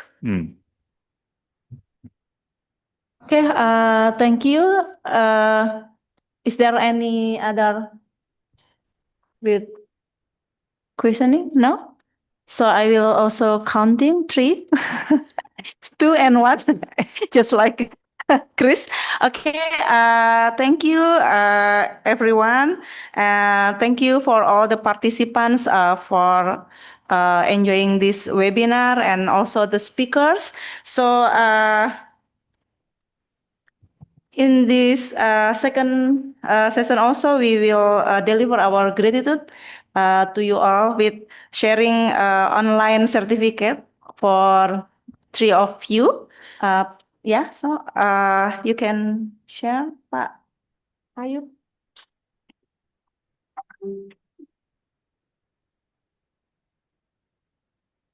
Okay, first for Dr. Keisuke Katsura, thank you very much for sharing. And the second is for Dr. Prakop Kit Dang Taisong. Thank you very much. Hope you will also have another good progress. And then the last is Dr. Winda Puspitasari. Thank you for sharing with us in the webinar. Okay. Once again, thank you very much for the fruitful discussion and a good discussion in this morning. And so have a clap hands to all of us once again. And I give back the screen to Dr. Febri. Thank you very much. Thank you very much, Dr. Indrastuti Apriromanti, for such a leading in the fruitful discussions today. Before we close, I'd like to also grant our gratitude to Dr. Indrastuti for the online certificates. Thank you so much. Yeah.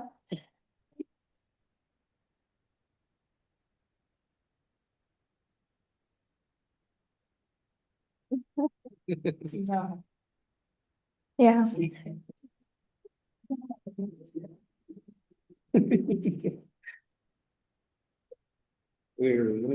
Okay, thank you so much once again. Okay, and with that, we've already reached the end of this webinar today, and the conclusions. This webinar highlight the significant progress and collaborative efforts in advancing sustainable agriculture through innovations. The discussions also already highlight how mutation breeding remains a vital tool in developing resilient crop varieties, while remote sensing technology offers powerful tools for monitoring and managing agricultural systems more efficiently. So by that, on behalf of the committee and all collaborators for this webinar, I'd like to extend our gratitude to all participants, both in person and on the online platforms, for taking part in this webinar. Thank you so much, and we look forward to seeing you at the next webinar of Teras-TP. See you.